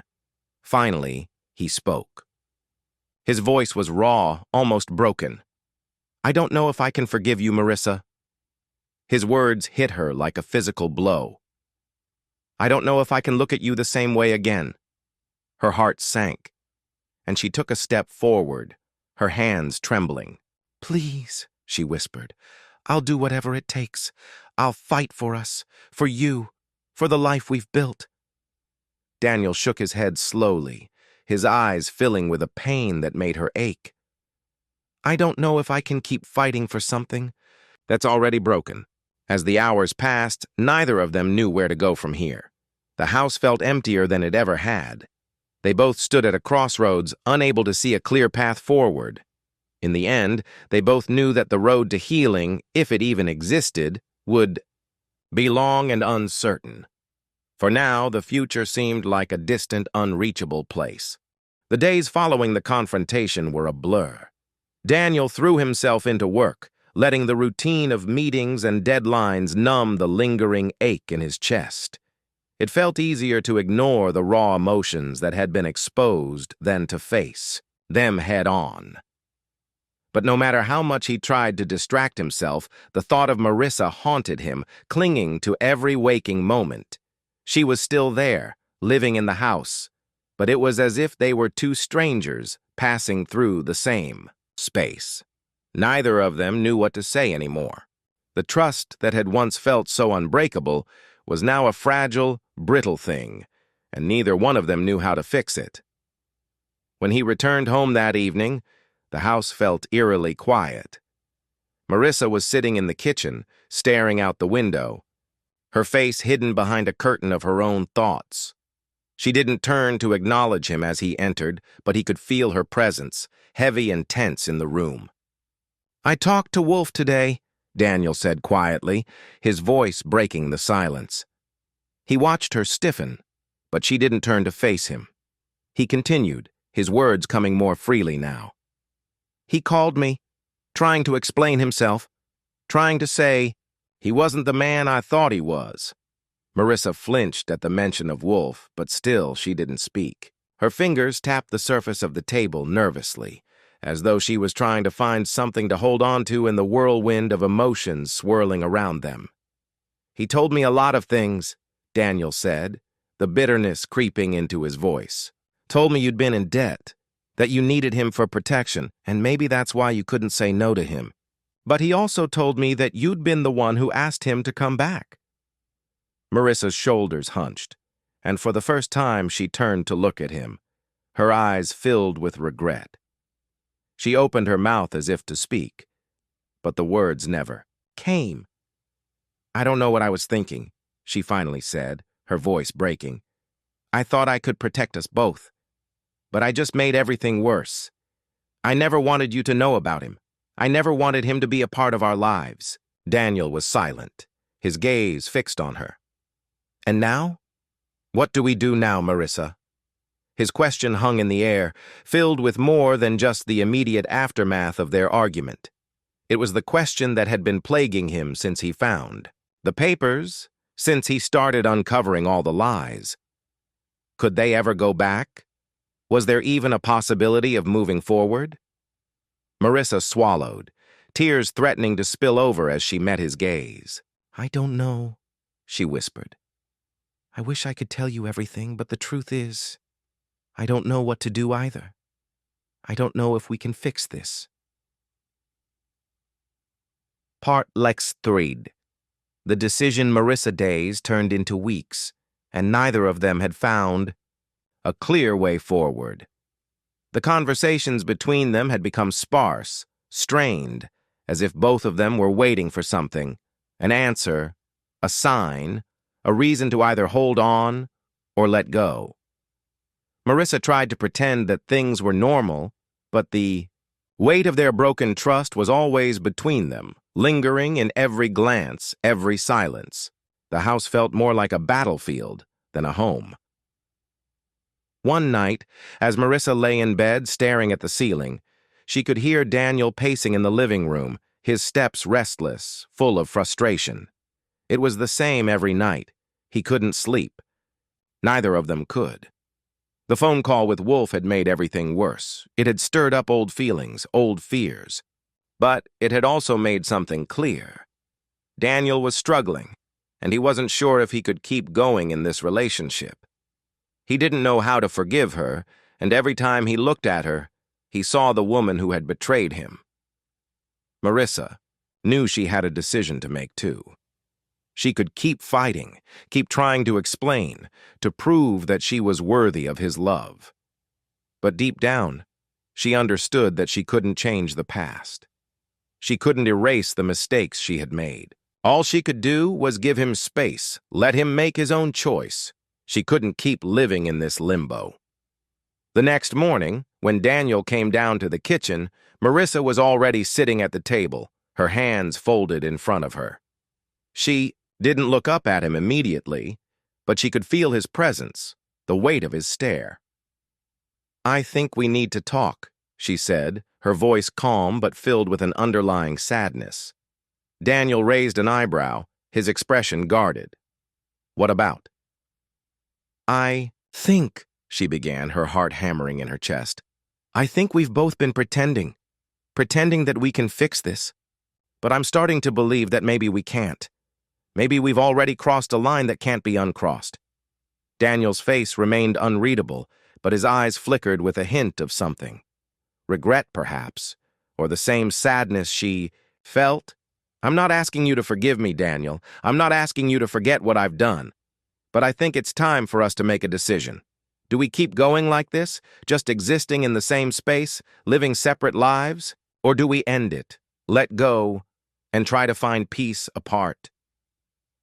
For the first time in weeks, Daniel didn't respond immediately. He just stood there, his hands buried deep in his pockets, staring at her with an intensity that made her stomach tighten. Lex, the waiting game Daniel. The silence in the room felt suffocating. Daniel didn't know how to respond. The idea of ending things, of walking away from the life he had built with Marissa, seemed unbearable. And yet staying in this fractured, broken version of their marriage felt impossible too. He looked at Marissa, her eyes filled with unshed tears, her face pale from the weight of the conversation. She was giving him the choice, her plea for him to either hold on or let go. "I don't know, Marissa," he said, his voice barely a whisper. "I don't know if I can keep fighting for something that feels so lost." Her face crumpled, and for a moment, it felt like she was on the verge of breaking completely. "I never wanted to lose you," she whispered. "I never wanted to hurt you." "I know," he said softly, his voice thick with emotion. "But sometimes love isn't enough." The story ends here, with both characters at a crossroads, unable to decide whether to move forward or break apart. The lingering tension, the unresolved questions, leave the reader wondering if there is still hope for Marissa and Daniel, or if their love has already run its course. The future remains uncertain, a bittersweet reminder of how love, trust, and betrayal can sometimes be the hardest things to reconcile. The days that followed their conversation seemed to stretch on endlessly, filled with long silences and fragmented exchanges. Marissa could feel the distance growing between them, as though they were orbiting around each other but never quite connecting. She watched Daniel as he went about his daily routine, his motions mechanical, his eyes always a little distant. They both existed in the same space, but neither of them felt truly present. She knew Daniel was struggling with the choice she had presented to him. Neither of them had spoken about it directly again, but it was always there, lurking in the background. Every time they shared a meal, exchanged a glance, or crossed paths in the house, there was an unspoken question. What now? For Marissa, the decision had already been made, even if it wasn't fully realized. She couldn't keep living in this limbo. The thought of going on like this, trying to patch up something that was already broken, was too much. But how could she let go of the one person she still loved, even after everything? That night, after dinner, she found herself sitting on the couch, staring at the flickering TV screen without really seeing it.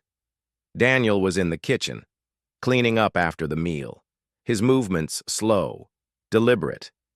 She wondered if he even realized how much the silence between them had grown, how it had become a barrier they were both too afraid to break down. "Daniel," she said suddenly, her voice breaking through the quiet like a fragile thread. He looked up from his task, surprised. "Yeah? I've been thinking," she began, her heart pounding in her chest. "I don't want to live like this anymore. I don't want to be a shadow in your life. And I don't want you to be one in mine." She paused, trying to find the words that would make this moment feel less final. But the truth was, nothing could soften the weight of what she was about to say. I think it's time we really face what we're doing here. We need to decide if we can rebuild this or if we're just holding on because we're scared to let go." He didn't respond immediately. For a moment, everything in the room seemed to freeze. Marissa watched his face, his brow furrowing as he processed her words. The weight of the decision they both knew had to be made. "I don't know if I can forgive you," he said quietly, his voice barely above a whisper. "I don't know if I can ever trust you the way I did." Marissa's chest tightened. She knew this was coming. She had expected it, but hearing it out loud, from him, still stung. "I know," she replied, her voice thick with emotion. "And I can't ask you to. I don't have the right to." "Then what?" Daniel's voice was raw now, a mix of frustration and sadness. "What are we supposed to do, Marissa? How do we go on knowing everything that's happened?" Marissa sighed, feeling the weight of the years they had spent together pressing down on her. She had thought they could make it through anything, but now, after everything had been laid bare, it seemed so much harder than she had ever imagined. "I don't know," she admitted, "but I don't want to drag you through this if you don't want to be here anymore." Daniel stood motionless for a moment, his eyes scanning her face as if searching for something that might tell him what to do next. And then, finally, he spoke again. "I don't want to lose you, Marissa, but I don't know if we can go back." Part Lex 6. The decision made Daniel. Days passed, and Daniel couldn't shake the weight of Marissa's words. The tension in the house had become unbearable. He couldn't focus at work, couldn't sleep at night, his mind constantly circling back to the same painful question. Could he ever forgive her? Could he rebuild the trust that had been shattered so completely? He didn't have an answer. Every time he looked at Marissa, he was reminded of everything that had gone wrong. He thought about the lies, the betrayals, the secrets that had festered between them for so long. But at the same time, he remembered the good times, the laughter, the companionship, the shared moments of joy and love. Could he throw all of that away? Could he walk away from the woman he had once loved so deeply? And yet he couldn't ignore the part of him that felt betrayed, the part that felt foolish for having trusted her in the first place. Every time he saw her face, the guilt, the hurt, rose up again. That night, he found himself sitting on the porch, staring out into the darkness. The cool air hit his skin, and for a moment, he felt a sense of clarity. He knew he couldn't keep living like this, stuck between the past and the future, stuck between his love for Marissa and the bitterness of her betrayal. He needed to make a choice. And then, like a wave crashing over him, the decision became clear. He walked back inside, his heart heavy, but resolved. Marissa was sitting in the living room, her face pale, eyes red from the tears she had shed earlier. She looked up at him as he entered, her expression wary but hopeful. "Daniel?" she asked, her voice tentative. He swallowed hard, standing still for a moment. "I don't think we can fix this," he said softly. "I don't think we can go back to what we had."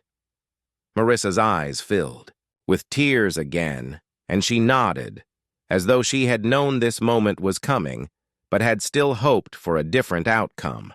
"I understand," she whispered. But even as the words left her mouth, Daniel knew there was something else, something that neither of them had truly acknowledged. They still cared for each other, still loved each other in their own way. But love, it seemed, wasn't enough to heal the damage that had been done, and so they stood at the crossroads, their paths diverging, unsure of what the future held, but certain that they could no longer stay on the same road. Part LE7. The Future Unknown Marissa Days. Turned into weeks, and Marissa and Daniel continued living in the same house, but the space between them grew larger, colder. They no longer had the easy conversations they once did, no longer shared the small moments that had once made their lives feel whole. The decision had been made, but the consequences of that decision were still unfolding. As Marissa stood in the kitchen one morning, looking out the window, she realized that this was it, the end. Not with the anger or the dramatic confrontation she had once imagined, but with a quiet, aching finality. Daniel had gone. He'd packed his things, and though neither of them had spoken much in the days leading up to it, the absence of his presence was louder than anything else. And though she had agreed with the decision, it still felt like a part of her was being torn away. She wasn't sure what her future held, or if she could ever move on from the devastation she had caused. But one thing was clear. This chapter of her life was over. The love they once had been irreparably fractured, and now there was only the quiet hum of the empty house to remind her of what had been lost. The story ends here, with both characters moving forward into an uncertain future. The questions of forgiveness, revenge, and reconciliation remain unresolved, leaving the reader to ponder whether either of them will ever be able to heal from the betrayal.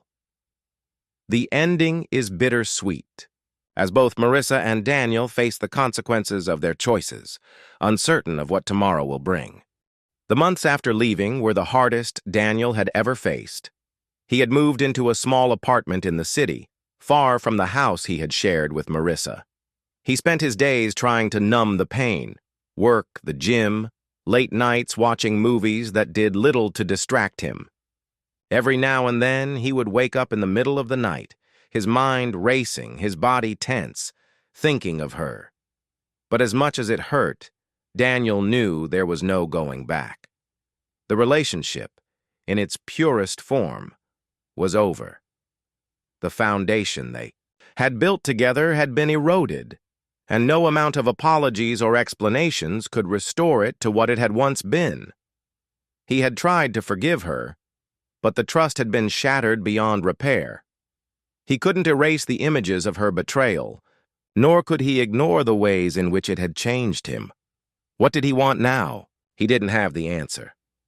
He still loved her in a way, but that love had transformed. It was no longer romantic. It was no longer hopeful. It was a ghost, lingering in the corners of his heart, reminding him of the better days that were now lost. And yet, amidst the pain and confusion, there was something else, something that had taken root in him over the past few months. He was learning to be alone again. The quiet was overwhelming at times, but in that silence there was clarity. He was learning to trust himself again, to reclaim parts of his life that had been given up in the name of love and sacrifice. One evening, as he was sitting on his couch, nursing a beer, his phone buzzed. It was a message from Marissa. He stared at it for a long time before opening it.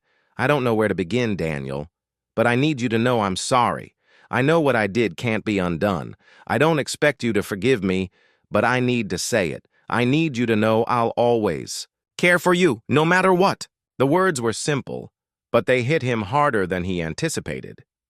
He read them over and over, each time feeling a little less angry, a little more vulnerable.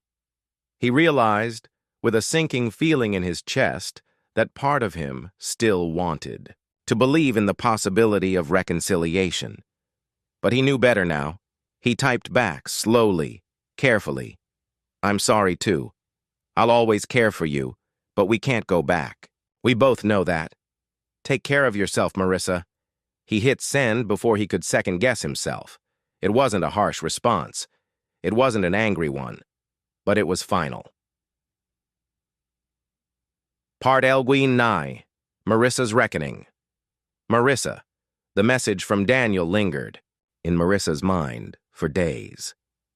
She had received his response late at night and read it over and over, her emotions a tangle of regret, guilt, and a hint of something else. Relief. It was over, truly over. But she wasn't sure how to feel about it. Part of her was devastated, still longing for what had once been, still haunted by the possibility of what they might have had if she hadn't made the choices she did. But another part of her, perhaps the one that had been buried under layers of shame and self-doubt, knew that she couldn't keep living in the past. The moment for reconciliation had passed. The door had closed, and all she could do now was face the aftermath of her actions. The truth was, she had been hiding from herself for so long.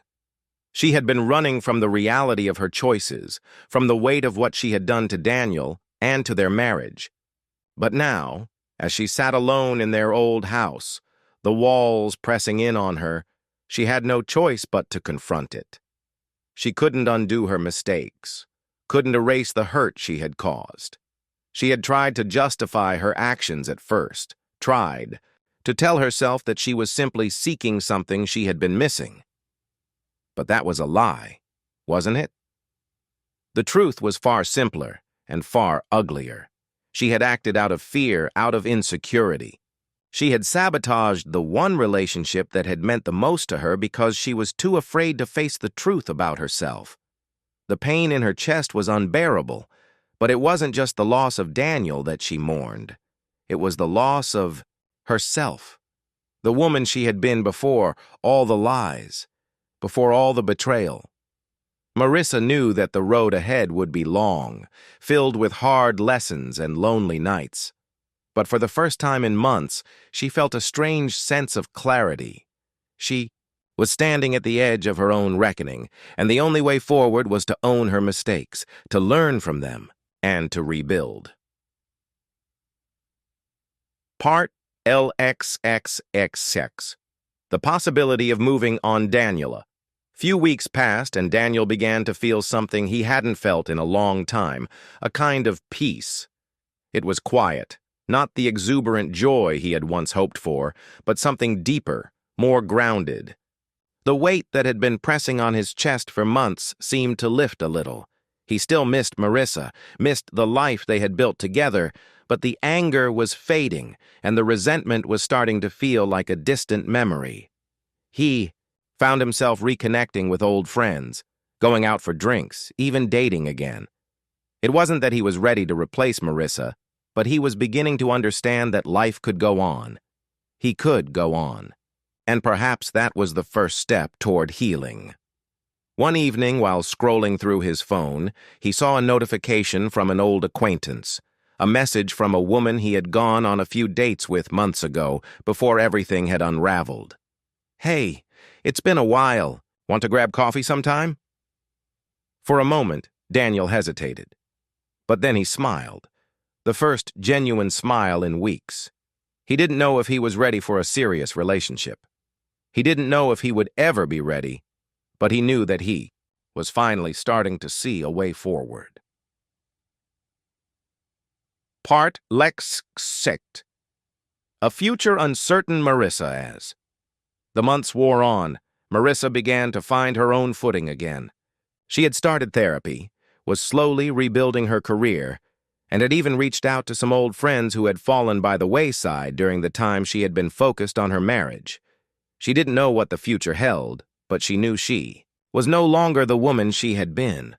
She was learning to accept herself, flaws and all. There was no quick fix, no magic moment of forgiveness that would make everything right. But perhaps, in time, she would find a way to forgive herself. For now, she walked through each day with a quiet strength, a woman who had been broken but was learning to put herself back together, piece by piece. The future for both Daniel and Marissa was uncertain. They had parted ways, each trying to make sense of their lives in the aftermath of betrayal. The love they had once shared had faded, replaced by memories and regrets. But as time moved on, the possibility of healing, of finding new paths, of starting over, lingered in the air, bittersweet but undeniable, and in the end, maybe that was all they could hope for, the chance to rebuild, to forgive, and to find peace, even if it meant doing so apart. It had been 6 months since Daniel and Marissa had last spoken, but the months felt like years. His life had started to settle into a new rhythm, a rhythm without the constant ache of her absence. He'd gotten used to the quiet nights, the mornings where he didn't have to pretend everything was fine, when he could focus on himself, his work, and the few relationships he had left. But still, there were moments when the past crept back. He'd be walking through the city, passing by a familiar cafe, and it would hit him all over again. The memory of sitting there with Marissa, the way she'd smile before taking a sip of her coffee, how her eyes would light up when she talked about the future.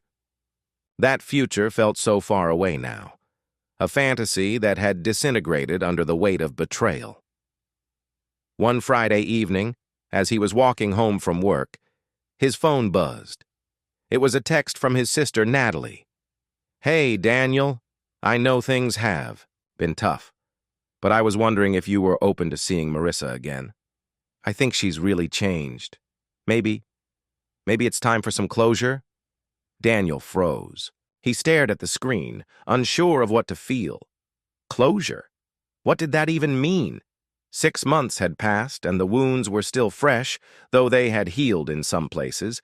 He had been through his own version of closure, finding peace with the fact that their marriage had ended, accepting that some things could never be fixed. He sat on the edge of his couch, the phone heavy in his hand. He could ignore the message, could go on living his life as it was. But part of him, small but persistent, wondered if he was ready to face her again. He wasn't sure. He wasn't sure he could handle it. But the thought of the unresolved tension, the unfinished conversation, gnawed at him. He ran a hand through his hair, letting out a deep breath. "Maybe," he typed back. "I'll think about it." Part LX3. The door left open. Marissa had spent the last few months in a fog of introspection, trying to reconcile the woman she was with, the one who had betrayed Daniel. She had tried to move forward, had taken up new hobbies, started attending a support group, and was actively working to rebuild her trust in herself. She was learning to stand alone, but there were days when it felt like she was walking through life on autopilot. Her thoughts would drift back to Daniel, to their life together, and the weight of her actions would press down on her chest once again. She had destroyed something precious, and no amount of therapy or self-improvement could erase the fact that she had broken someone she loved deeply. One evening, as she sat on her couch, scrolling through old photos on her phone, her heart clenched. There they were, pictures of their wedding, vacations, ordinary days filled with laughter. She missed him. Her phone buzzed, pulling her out of her reverie. It was a message from Natalie. "Daniel's willing to meet. I think it could help both of you find some peace. He's open to it. Maybe this is the time. Marissa's heart skipped. She wasn't sure if she was ready to face him, to see the hurt in his eyes again. But then she realized that she was the one who needed this. The closure, the conversation, the chance to tell him what she hadn't been able to before. She stood up, pacing the room as she thought about it. There was a part of her that was terrified of the rejection, of the pain, of reopening old wounds. But there was another part of her, a quieter part, that knew this was the right thing to do. With a shaky breath, she typed back a message. To Natalie, I'll do it. I need to talk to him. Part LX. The meeting, Daniel. The meeting was set for Sunday afternoon at the same cafe where Daniel and Marissa had spent so many mornings together. The same place where they had once made plans for the future, before everything had shattered. Daniel sat at a corner table, his hands wrapped around a cup of coffee, the steam rising from it like a faint veil of familiarity. He had arrived early, hoping to calm his nerves. He hadn't seen Marissa in months, and the thought of seeing her again stirred something deep inside him. A mix of anger, sadness, and, strangely, hope. It wasn't long before she walked in, her gaze scanning the room before it landed on him. She looked the same, but there was something different in her eyes, something quieter, more subdued. Her face was still beautiful, but the weight of what had happened hung around her like a shadow. She hesitated for a moment, then walked toward him. Daniel stood as she approached, his heart pounding. Neither of them knew what to say at first. There was so much unsaid between them, so much pain that neither of them had fully processed. "Hi," Marissa said softly, her voice a little unsure. "Hi," Daniel replied, his voice hoarse.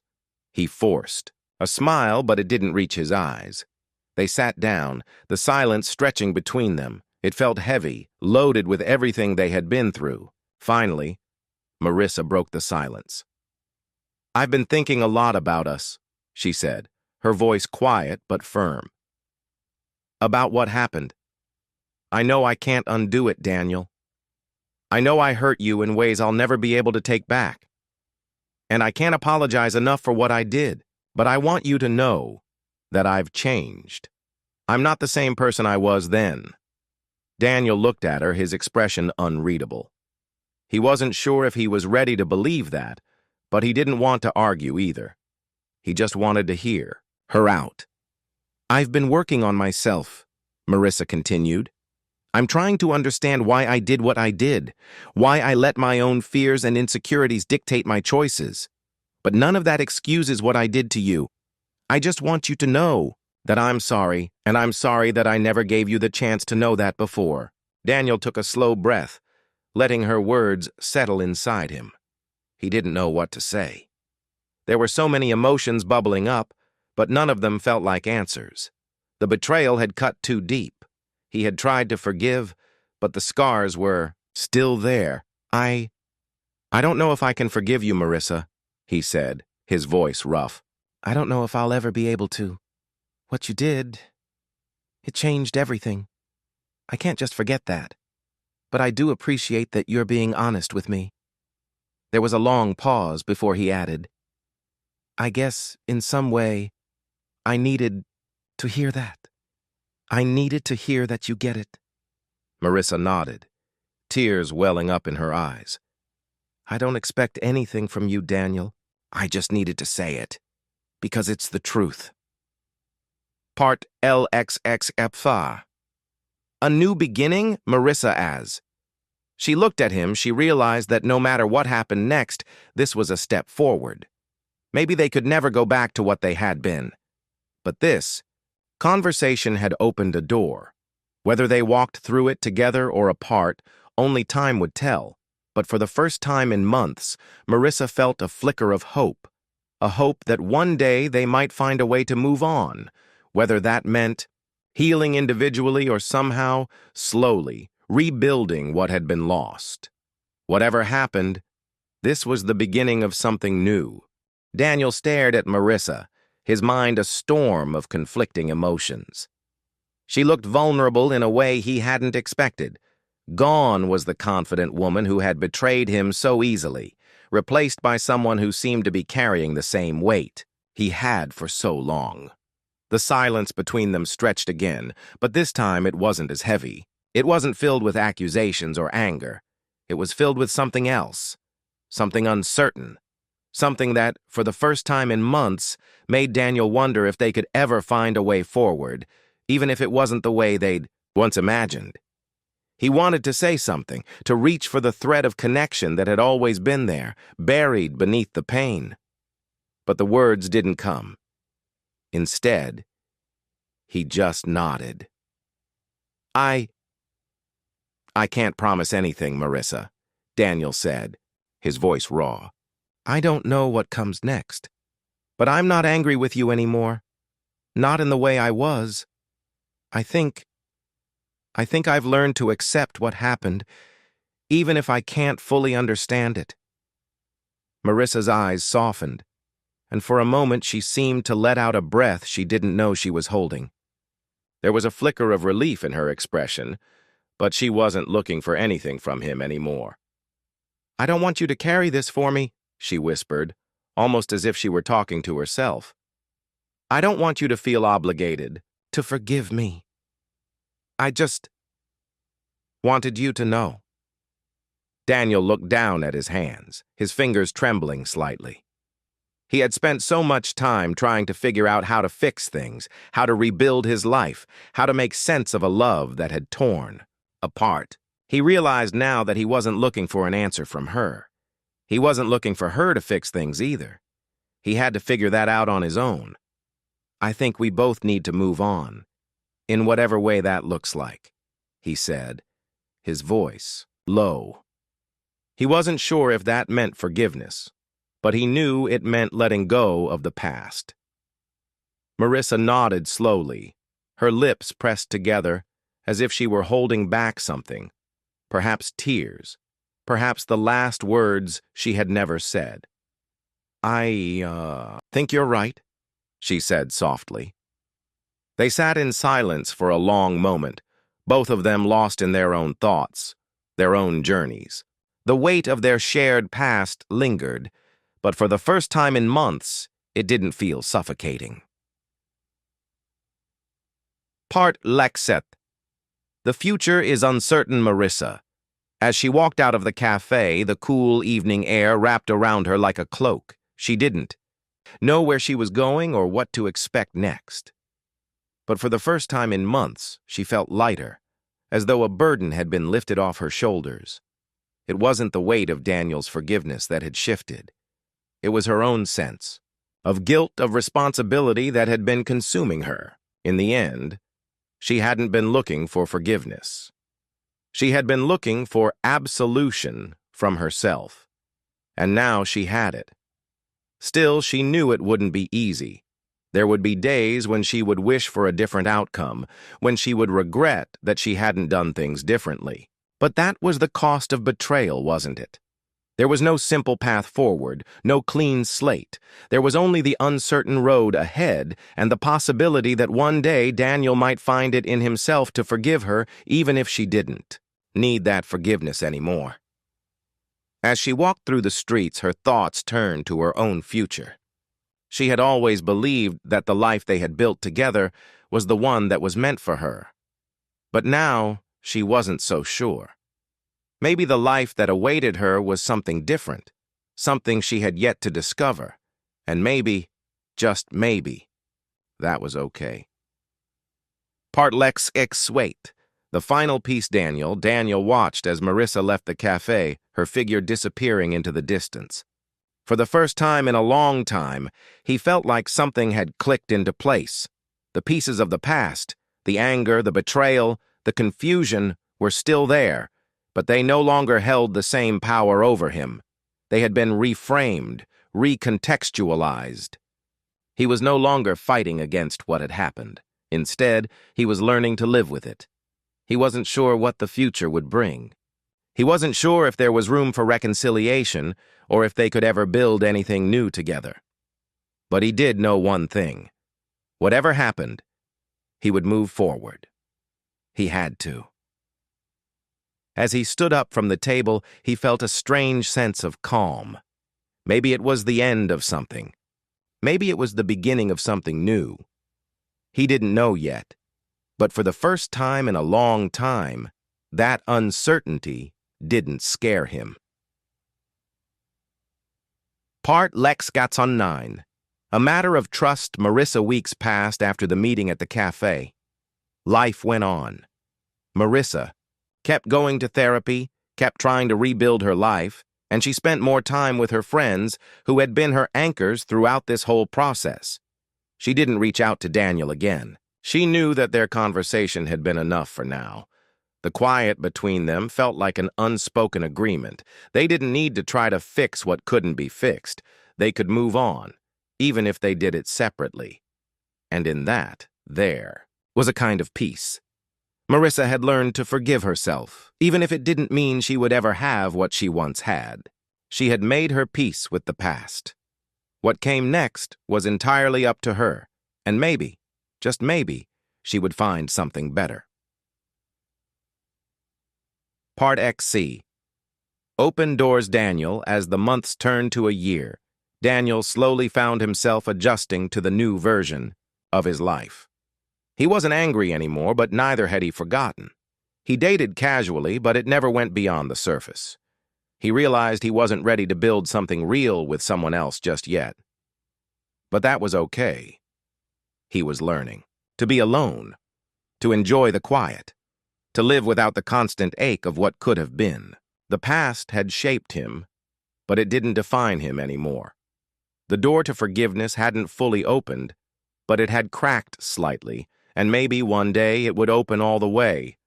But for now, Daniel was content with the space between him and Marissa, content with the possibility that things might never return to what they once were, but still open to the idea that something new could take root. Perhaps the future didn't need to be defined by what had been lost. Perhaps it could be defined by what was still possible. Epilogue Daniel. There were still days when Daniel would pass by the old cafe where he and Marissa had shared so many moments. It was different now. Quiet, empty in a way. He'd pause, take in the memory, and then keep walking, his heart lighter than it had ever been. He didn't know where he was going or what he was searching for, but he had the feeling that he was finally walking in the right direction. For the first time, he was okay with uncertainty.